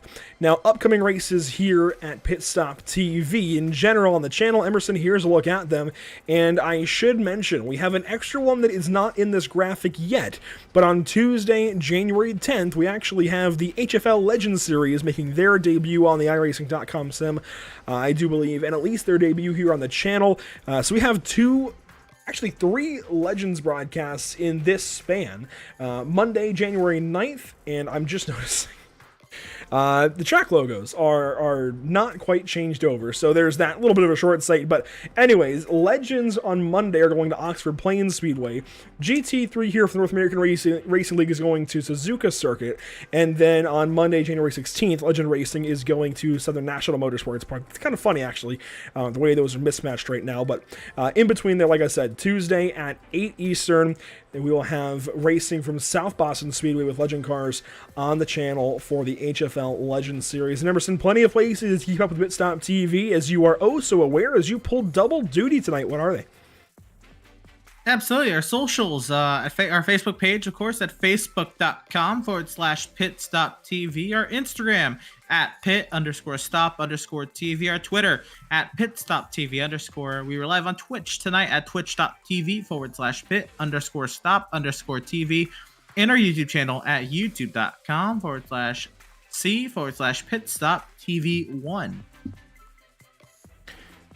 Thank you so much, everybody out there watching this evening, and if we didn't mention it yet, Driver of the Day officially goes to Gustavo Ariel, as that graphic was up during his interview. You can, of course, vote on YouTube during each of these pro racing broadcasts, and AM and Pro-Am drivers, we hear you, we know you want to add your names to the Driver of the Day vote.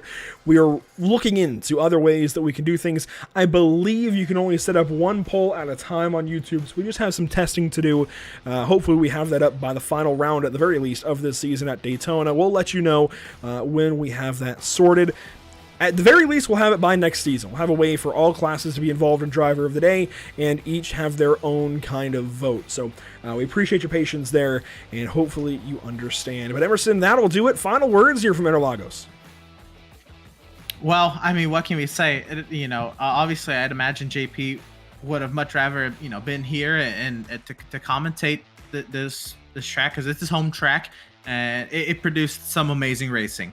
I'm glad that I got the opportunity, if I was going to call a race this season, to call this one, because it was action packed from start to finish. Both races, the Pro-Am race, just there was never a dull moment. Battles all around. I'm so glad that McLaren's came out and played today. Just so much went on today, and the NARL, North American Race League, just always produces amazing racing. This season especially has just been great race after great race after great race. That it has. A big shout out to all of our fantastic partners here with the North American Racing League once again. VRS, Maradness, JS Consulting, our partners here at the channel. Whiplash Media SimCams, SimRapMarket.com, and Short Track Weekly. Once again, thank you for watching. It has been a treat as always. Congratulations to Gustavo Ariel, the big winner and driver of the day this evening at Interlagos at his home track, and congratulations to Texaco Racing by TK, dominating once again. Next up for the North American Racing League, it's Japan, Suzuka Circuit in 1 week's time. Next up on the channel, we've got Pain Built Legends for the Advanced Legends Cup from Oxford Plains Speedway on Monday. Don't miss either one of them. We will see you next time.